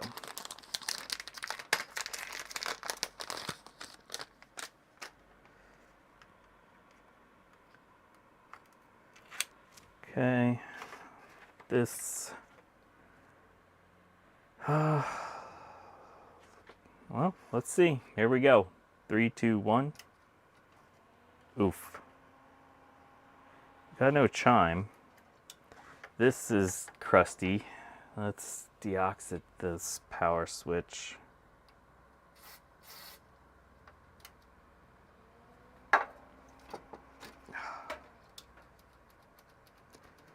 Work that a little bit. That was not good.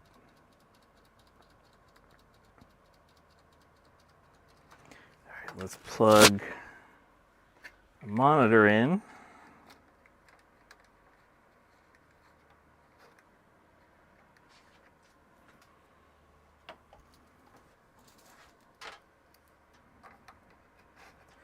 All right, let's try that again.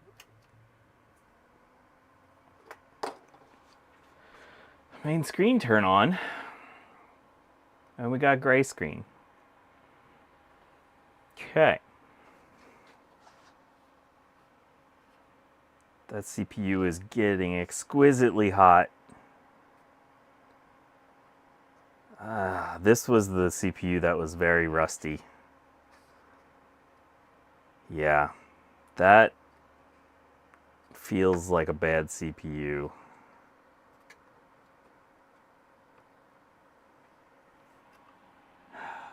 All right, what do you say? Should we try? Well, let's check. Let me check some activity real quick. Let's just see if anything's happening on the RAM.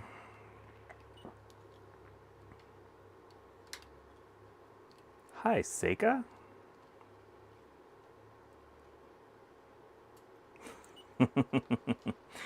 Yeah, find me one of those Daystar accelerators, and I'll be happy to build a system around it. Let's see.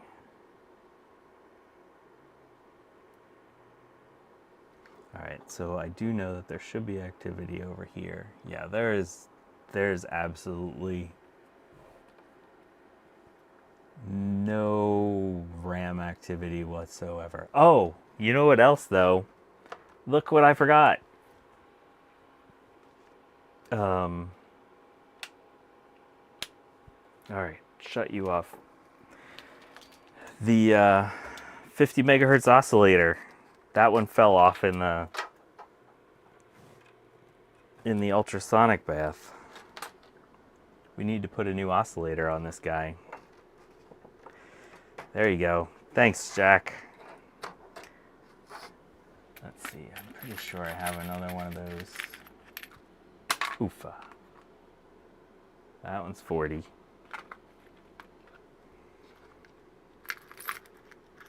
Darn it. I thought I was going to keep one out because I knew I was going to need it this week.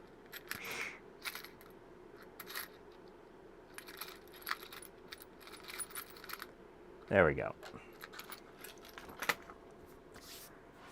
All right, let's go back into the microscope. Well, but who needs a clock? We got a clock here, we got a clock here, we got a clock here, we got a clock here. We got so many clocks. I have a feeling this one will probably also need to be replaced.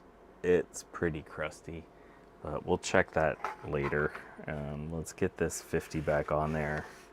We know we can't boot without the 50 because that was a thing that we had to replace on one of the other boards. Why do they need so many clocks? What were they doing with these designs? I just don't get it.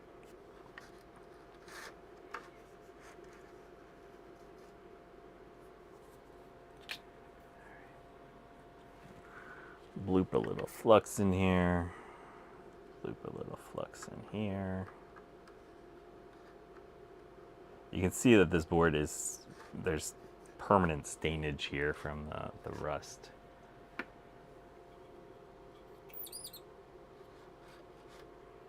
All right, let's add some big hunkin' solder.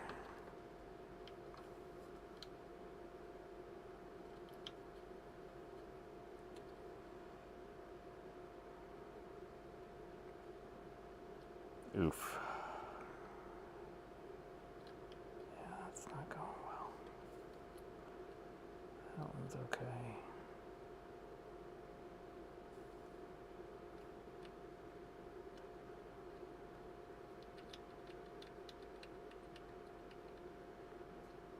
Everything needs its own clock.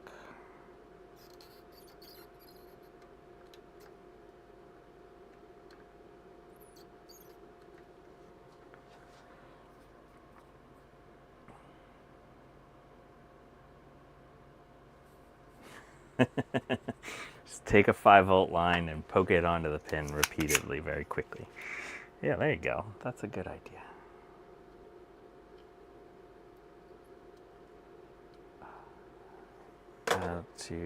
Where's my tweezers? I thought we were done.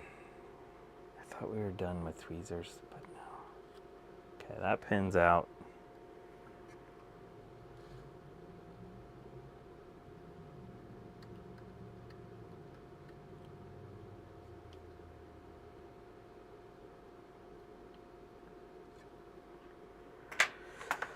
Alright, Soda-Pult. Like when you played track and field on the NES. Yeah. Or summer games.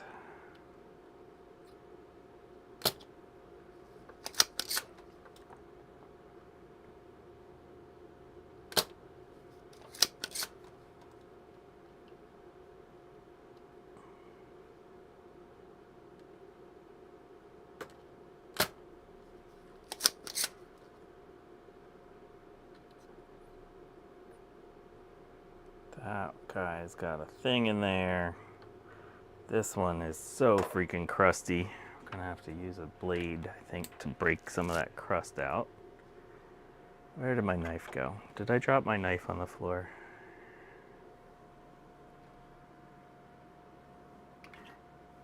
Alright, backup knife.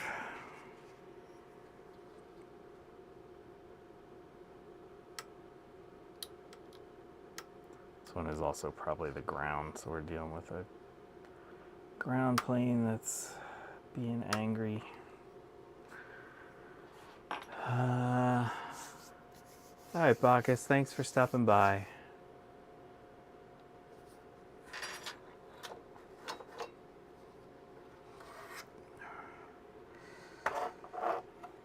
Alright, what are we doing here? Where's our pins that we need? I think that's one of them.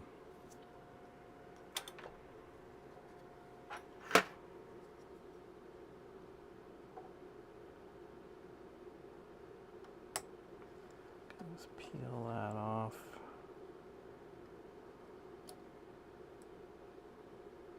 Oh, cutting traces. That's fine.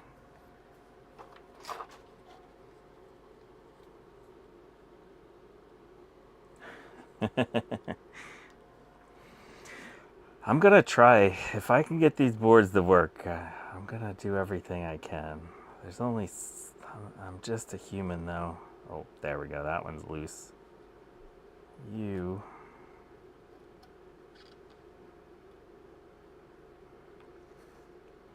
It powered on, though, right? So... That... Right? When we're talking with a 2CI... Anytime you get a 2CI to just power on, it can be considered a pretty decent achievement. So that's something. But I have a feeling the CPU is shot.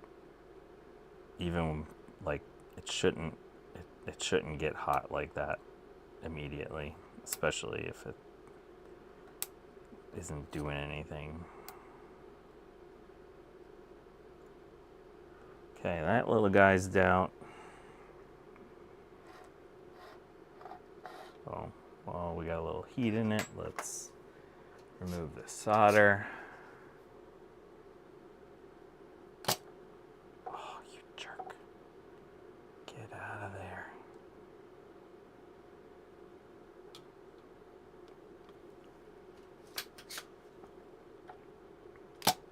There you go. All right, now this one is gonna be a pain in the butt. I know. Just have to put some heat in it. Be patient. I always tell you, gotta be patient, and then now I do.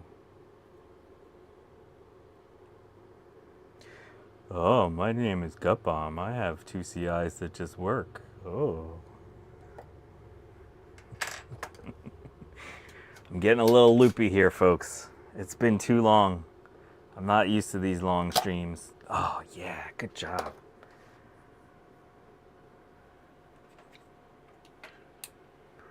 All right, what the heck way does this thing go? I forget already. We definitely don't have silk screen. And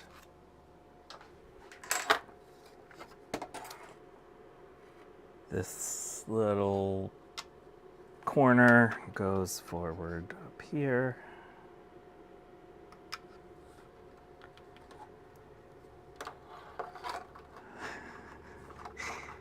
hello, socket winch.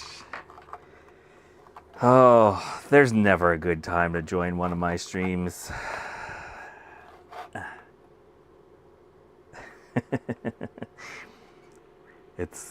We've been streaming way too long, John time, yeah.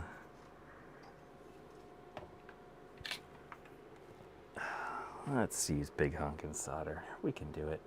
They're big honkin' pins.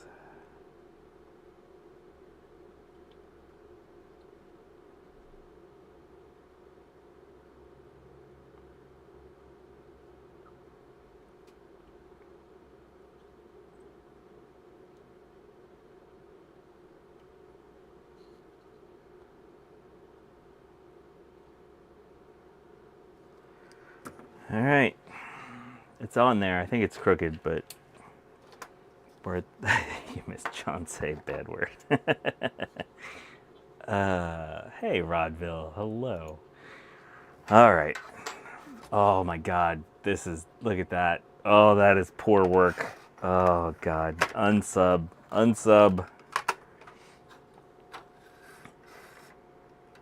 I'll fix it if it works. Okay, we got that plugged in.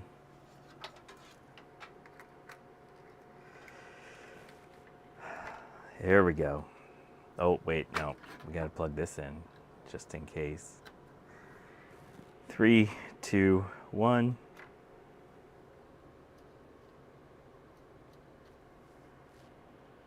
Oops. I shut my electric off for some reason. 3, 2, 1. Still got power. Ooh, that's a pretty color. Got a blue screen. I've never seen that one before.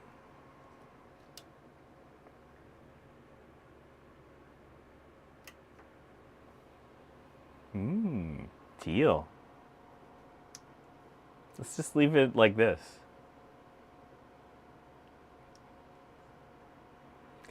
All right, let's check some clocks.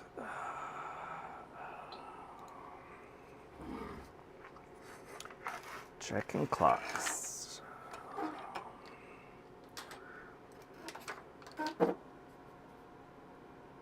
Yeah, the CPU is getting warm. Why do I feel like that CPU is toast? Maybe because it was like rusty. Let's see, I think this one.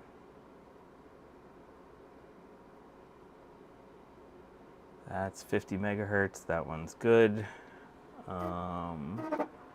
Let's try.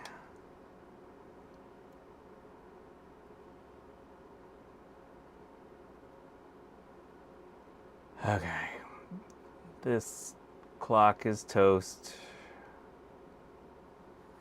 as I thought it might be. Let's try these.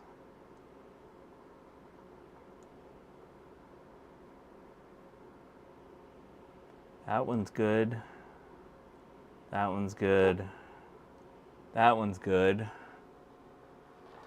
Okay, so these 3 crystals are good. This one is bad. There should be another one over here. Yep, that one's fine. And this one, and that one's okay. Okay, so we gotta pull off the 40 megahertz crystal.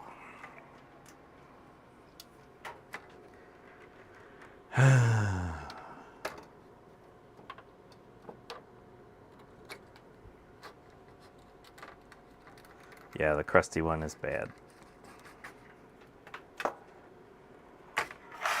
Okay. Just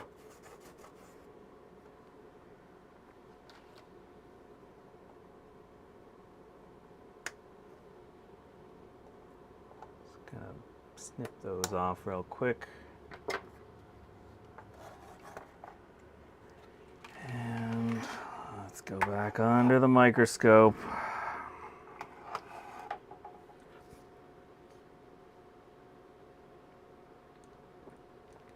There's more quartz than silicon here. Yeah, silicon.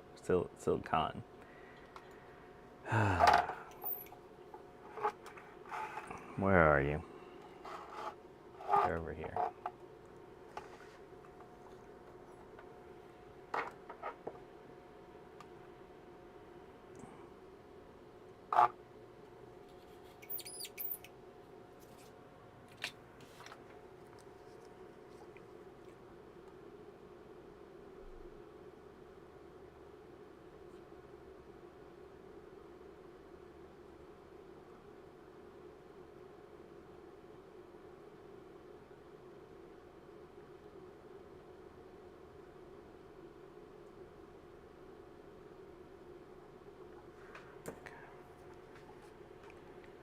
Yeah, sorry, this is not gonna work nicely.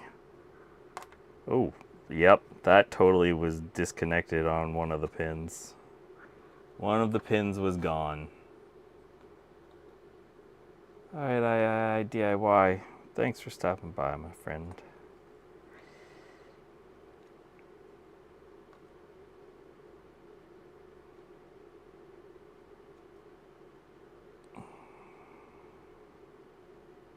Sorry, I'm not doing great at letting you see this.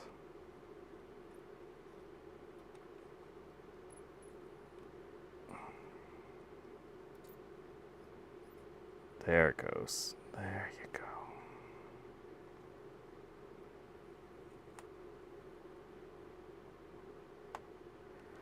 Okay. Yeah, so any wonder why this crystal wasn't working? This pin was non-existent.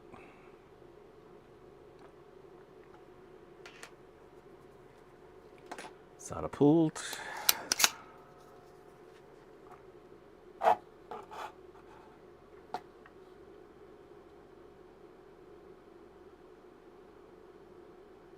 wait a moment, let that flow.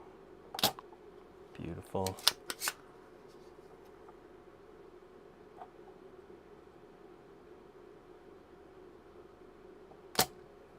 Not beautiful.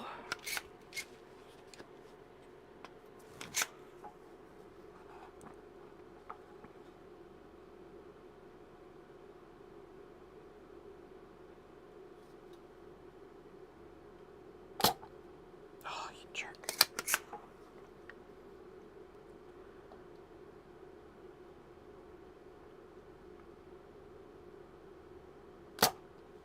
Good. An X-stall. Nice. I like that one. That's a good one.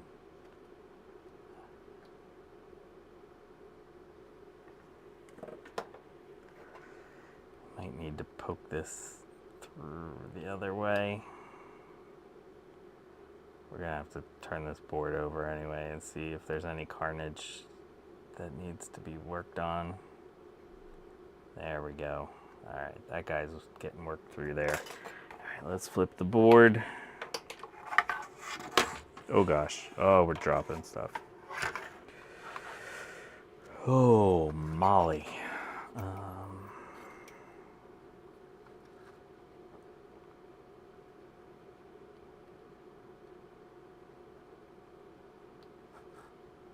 Start with the easy one. Yeah. Okay.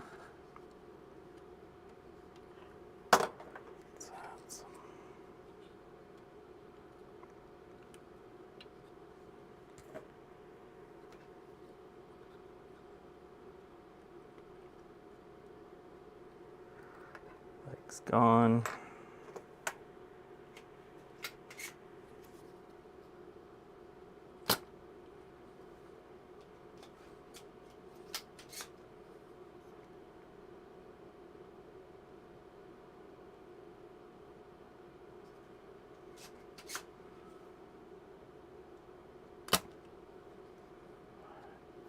That's fine.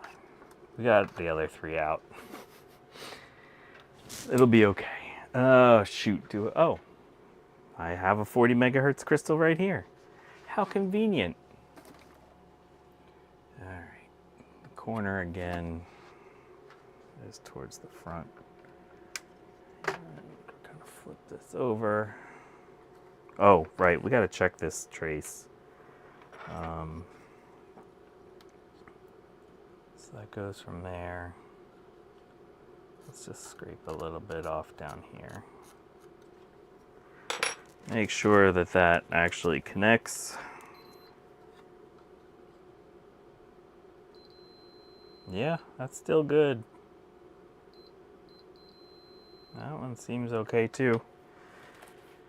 I should probably reinforce those while we're here before we solder our crystal back on.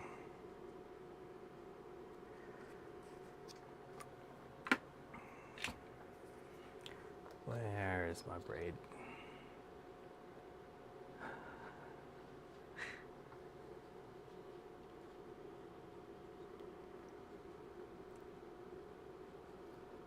Well, I didn't actually prepare. It's just when I was searching for the 50, a 40 fell out of the container.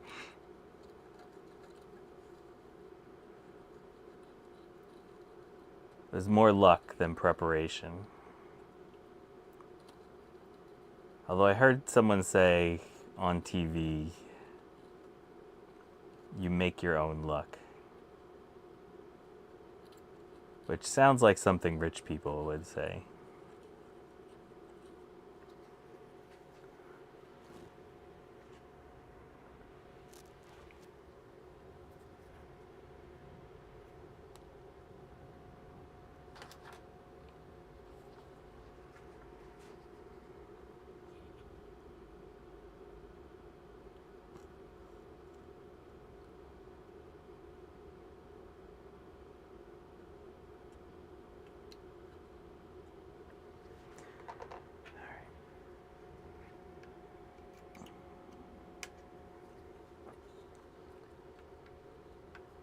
Alright, so yeah, there's little balls so that hopefully this won't short out against the board.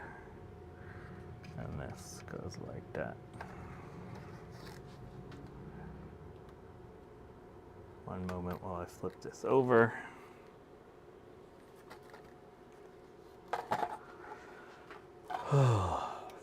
Feels like one of Steve's streams, going for so long.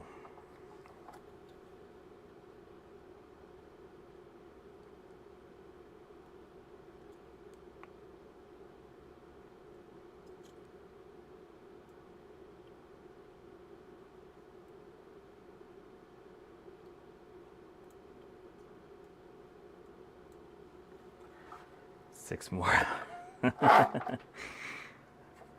All right, we have more crystals now. Now with, let's see, this is 40% more crystal than we started with. Look at this. Look at this guy. Oh, my hands are so dirty. Sorry. Oh, look, parts are still falling off of it. Oh, the little dot just fell off. Oh, this is fun. Anyone else having a ton of fun? Oh, man. Fun.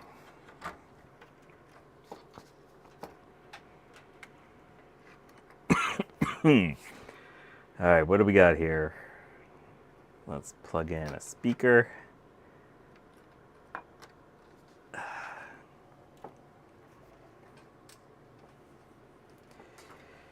Here we go. 3, 2, 1.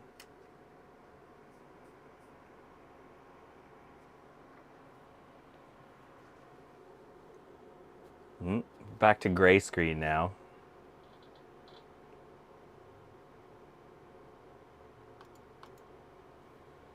No more blue.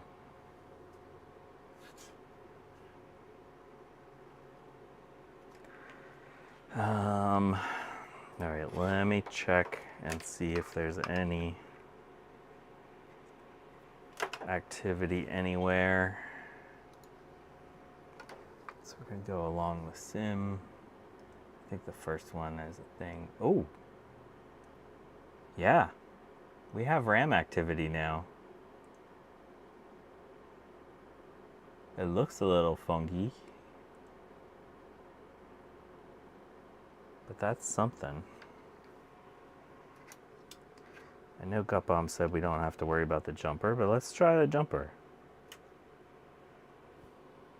Nope. Just for poops and giggles, let's try a better ROM sim. Since we know we didn't have any fires. Nope. Oh, why do I feel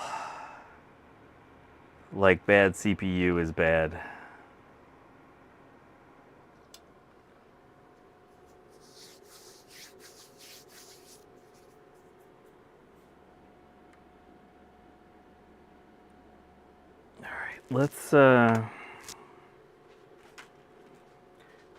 Let's see here. What I'm going to do, I'm sorry this isn't going to be as much fun, but what we're going to do, just to show you how I'm going to work on troubleshooting this, is I'm going to look up somewhere around here. I have a 68030 pinout.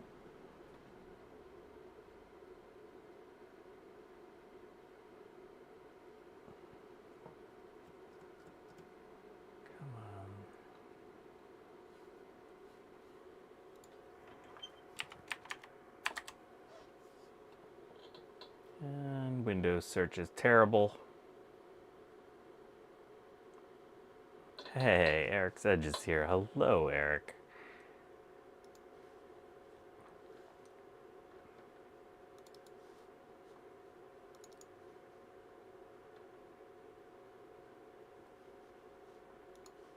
Come on.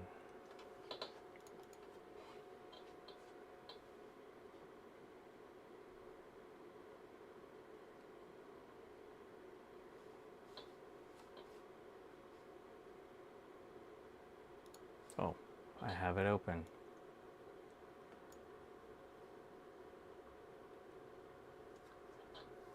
Okay, so we're going to go under the microscope and we are going to check for activity on the processor. I don't know if I can do this actually. Can we get everything? Can we do this? Oh, Molly. Microscope. Nope, not that one. This thing. Why am I saying Molly today? Look at this processor. This processor is sad.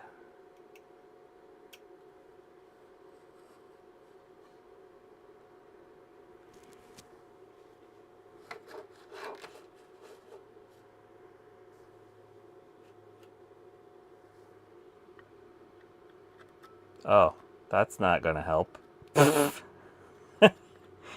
Yeah, this one was really rusty. Huh. Let's see, what pin is that? Maybe that's an important one. If we go 1, 2, 3, 4, 5-ish.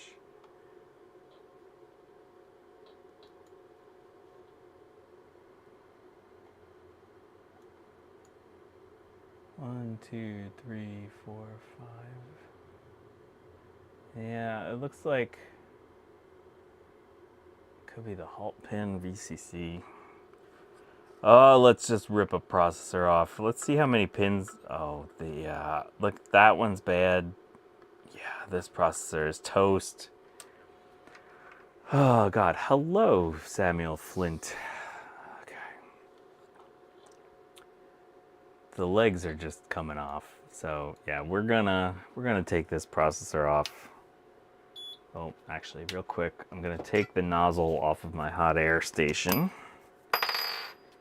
And then we're gonna take it off that way. And let's put a little heat shield. Yeah, actually, that's a really good point, hardware hacker. Hello, Jean-Francois. What is everyone's favorite processor removal method? You know, we all have our favorite method for removing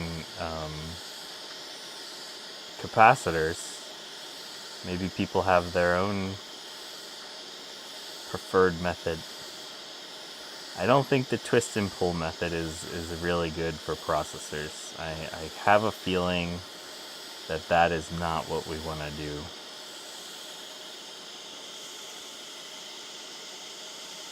Hit it with a hammer.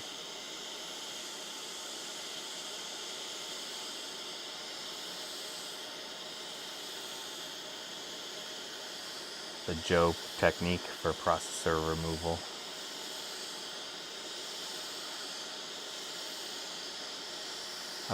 Alright, what about over under on how many pins stay with the board versus how many go, like how many are not going to come with the CPU? I know at least 2.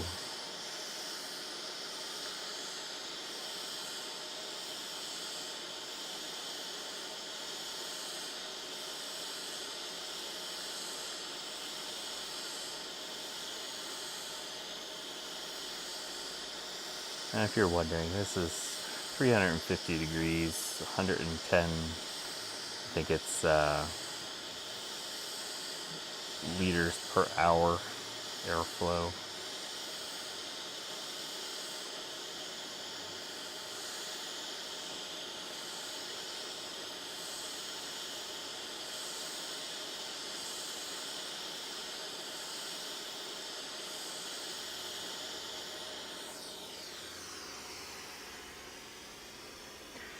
Looks like 3.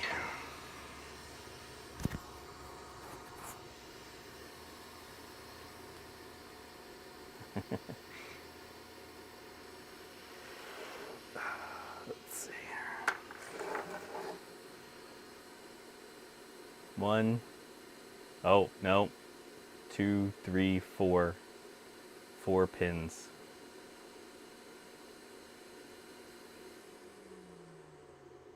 One of those is scarcely attached, I know that. Yeah, I actually feel kind of fortunate. The crust, the solder was not super all mega corroded.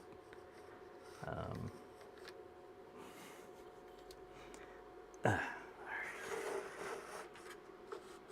are we at?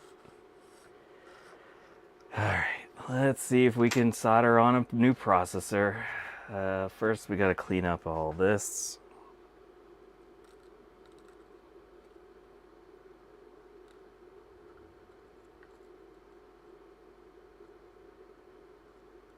Oh, there's some legs. Oh, the legs. Don't steal my flux, legs. I need that.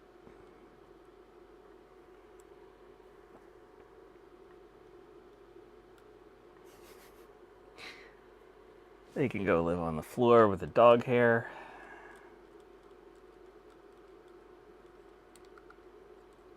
That one's still just stuck right there. That's great.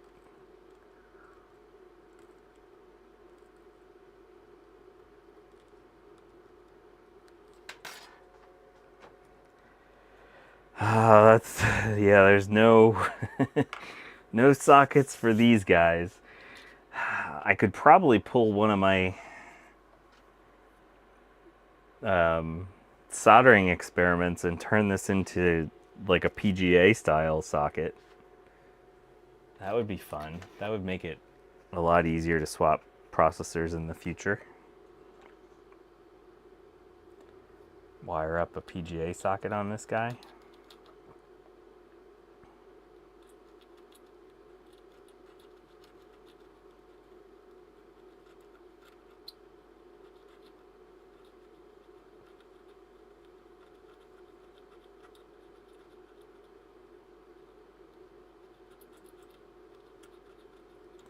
Wow, I'm actually really impressed with how these pins are cleaning up.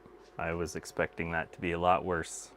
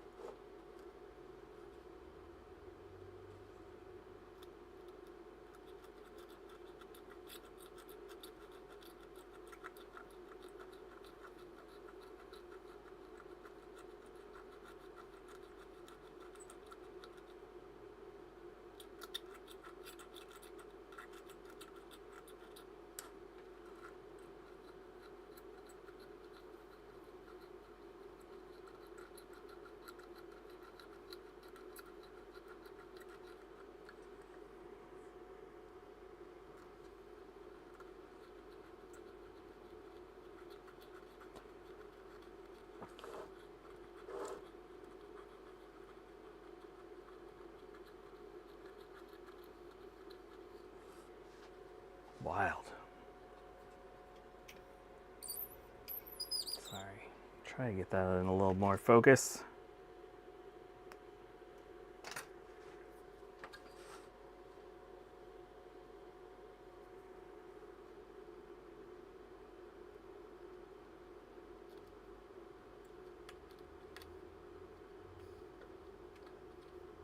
You can leave your pin, leg, whatever you are.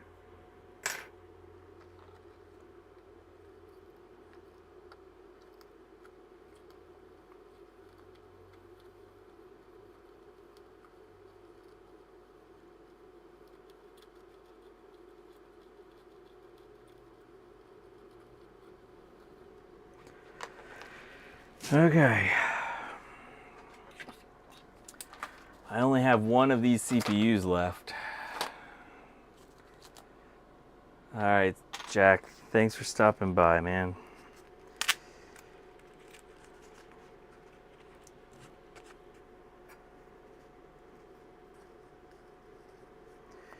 So this is taped onto a piece of cardboard. So you know this was properly stored and packaged and shipped. And that there won't be any glue or anything.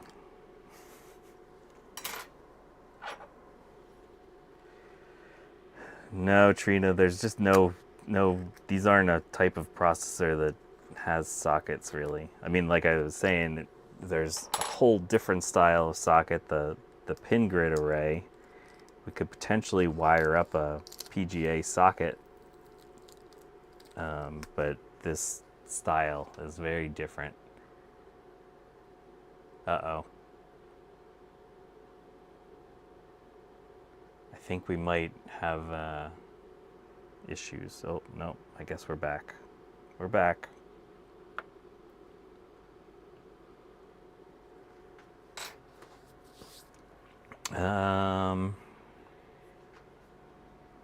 We're gonna test the limits of my remaining flux. So this is a situation where it's a good idea to use a lot of flux because it's very easy to bridge these pins.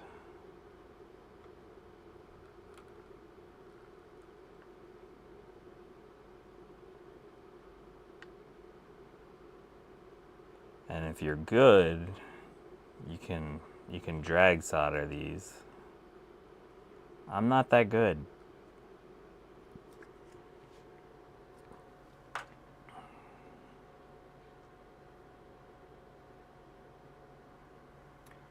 All right, set you on there. This is always so stressful. This is probably the 5th or 6th one of these that I've ever done. And I feel like I'm always gonna bend every freaking leg.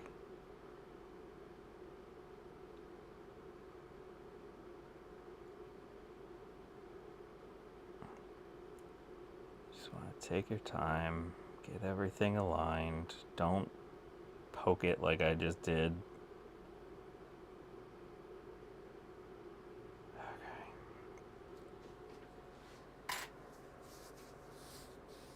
Oh man, yeah, I'm having, I think something's happening on my end. YouTube's like, you've been streaming too long.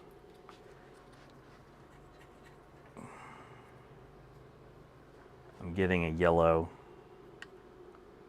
light. All right, so what I'm gonna do here, I'm just gonna do a few of these down here and just double check to make sure that we're all aligned. Yep, okay.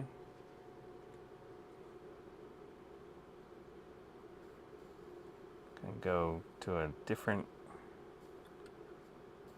see, this is kind of sort of drag soldering. John is not really great at drag soldering. Yeah, I'm still going, Garth. What all did we find? Oh God, can anyone remember what all we did? I'm gonna have to rewatch this stream to remember what I did. But right now we're on replacing the processor because there were several legs on the processor that had disconnected themselves from the processor. We had to replace 2 crystals. One was totally off of the board. One was missing its important leg.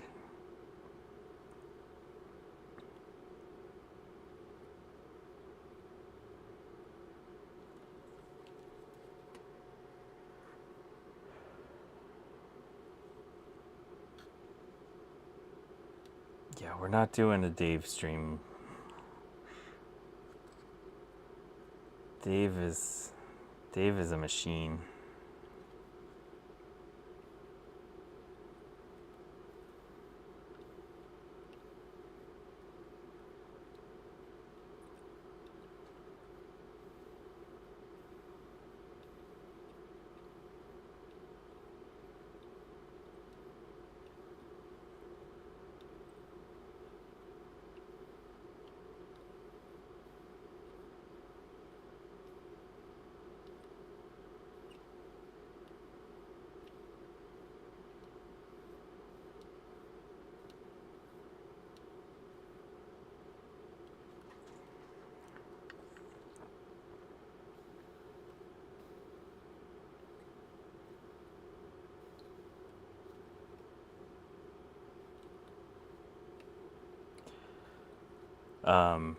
And you also might be thinking, well, you just had an accelerator plugged into that PDS slot.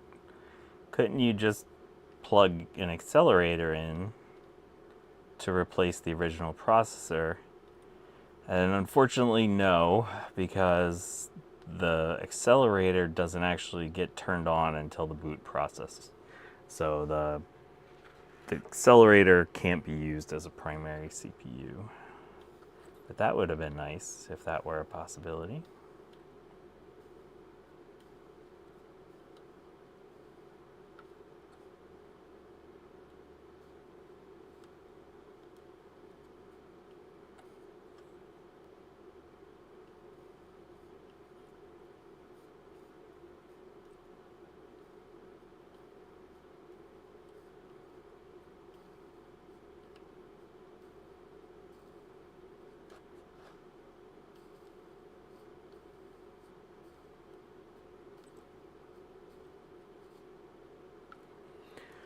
Okay.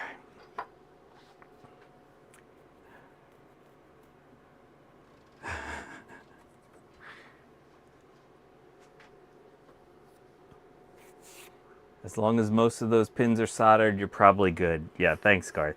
Yeah, no, that's not how that works. Don't confuse the people, Garth. Don't confuse the people. Don't confuse me.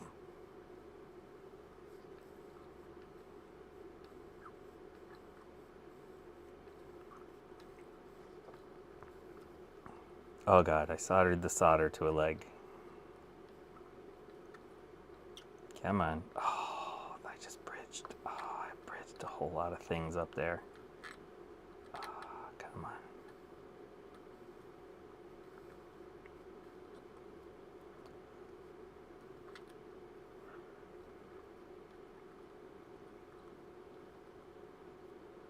Oh, I'm just keeping bridging it. I can't see anymore. My eyes are all crossed. I can't see anymore. That leg is, oh, this side is all a little wonky. Oh no. Oh no. Okay. Apply a little flux up here.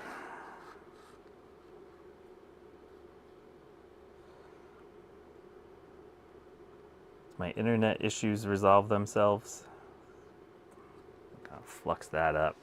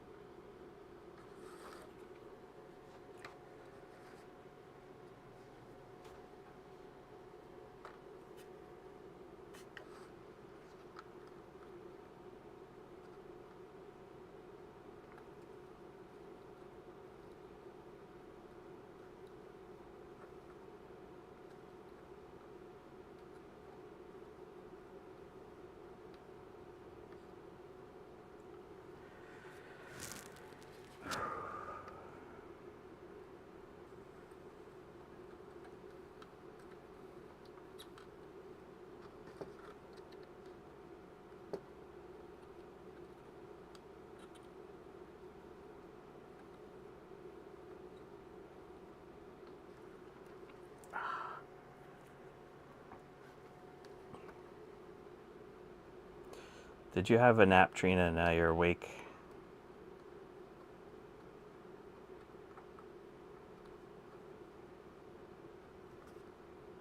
Oh, there's so much solder.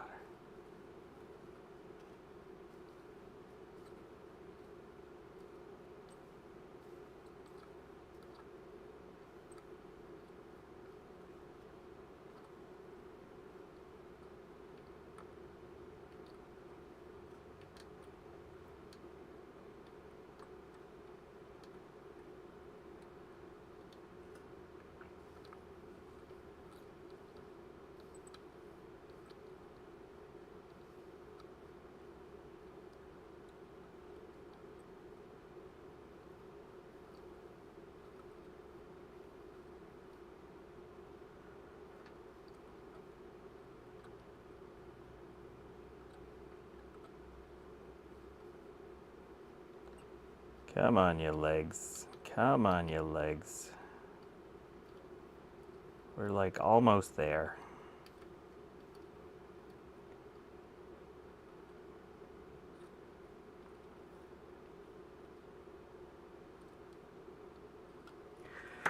All right, I think that's it.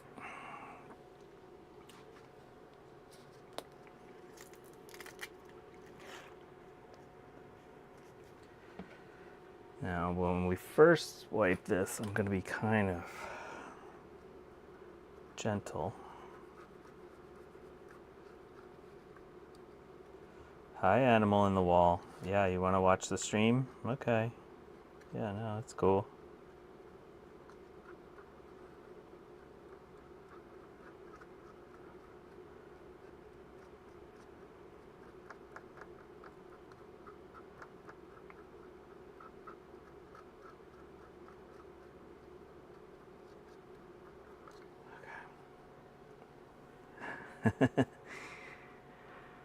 There's an animal that's in my wall right next to me.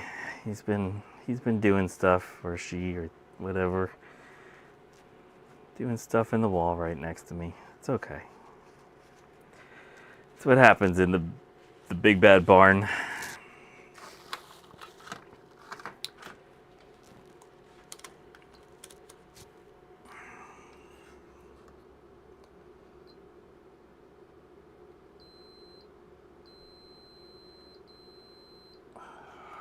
Those two are supposed to be connected. It's possible.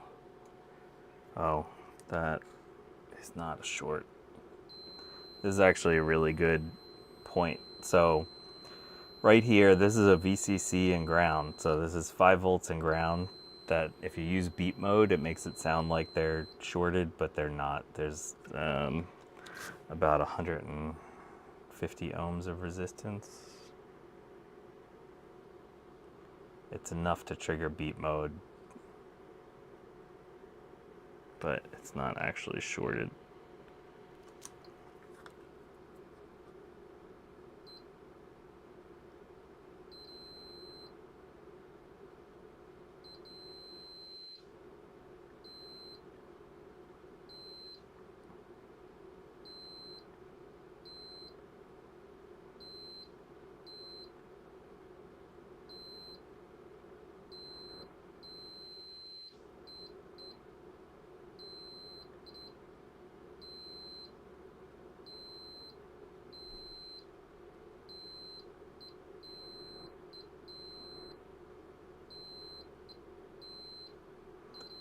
I'm only gonna check this side because this was the side that was a little wonky.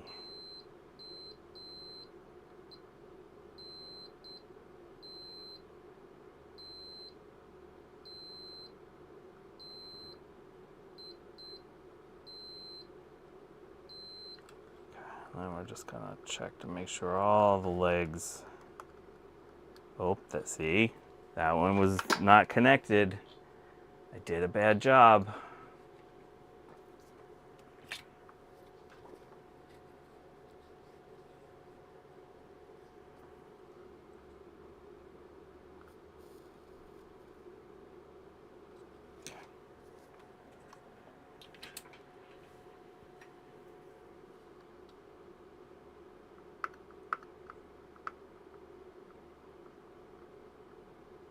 Oh, what the heck, bro?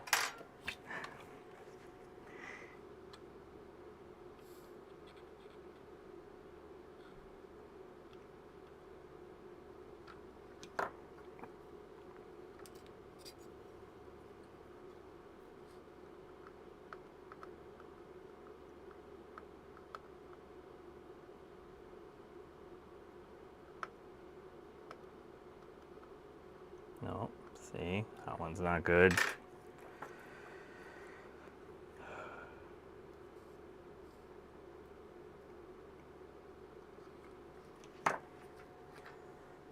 All right.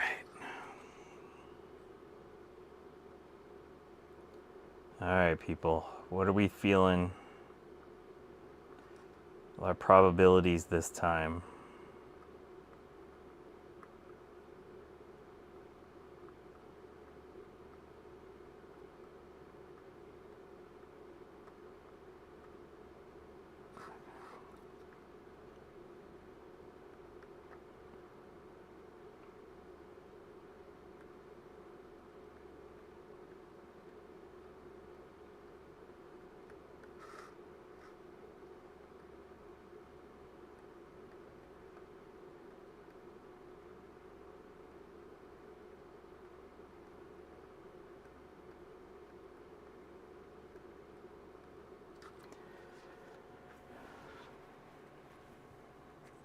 If it works, I'll admit Trina is always right. Let's go back to here. All right. Well, this is going to be our last thing of the day.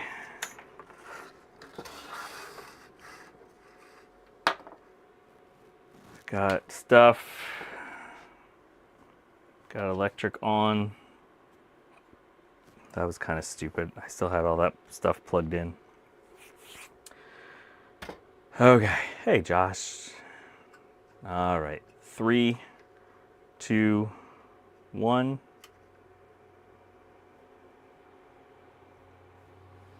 Nada.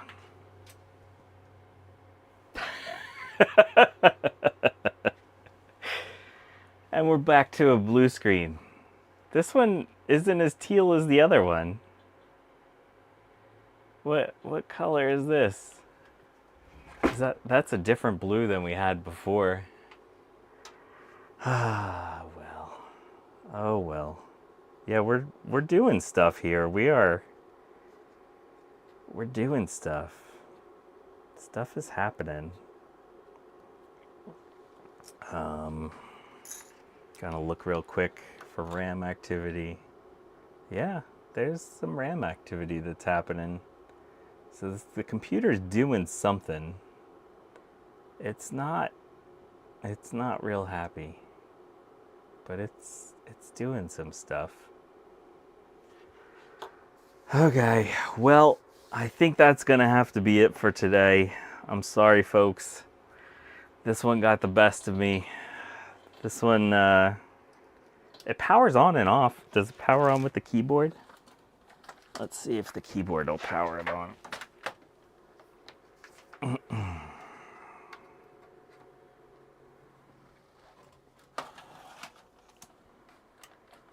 Yeah, keyboard power. Ooh, we got a different color. We got some teal.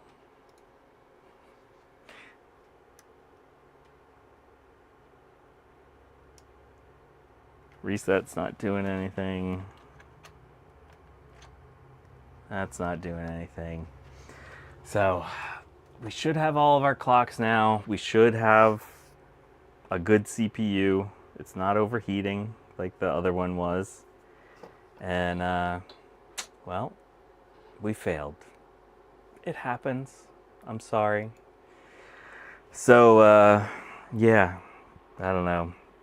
There's probably a trace somewhere that I'm missing. There were some ugly looking traces on the back that were going to the RAM slots and stuff. Actually, let me try one thing real quick. Let's apply a little pressure down on our RAM slots.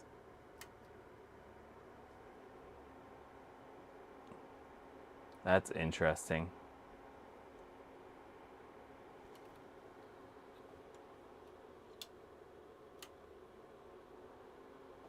Now we're getting black screen.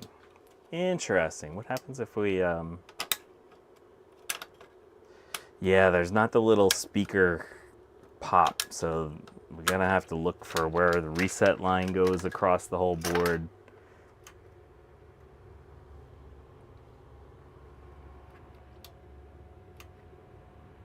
You normally get that little pop before you hit the chime.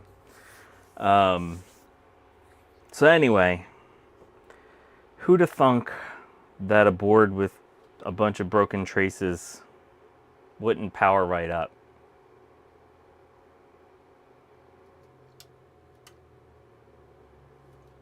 Yeah, we get a little weird flash.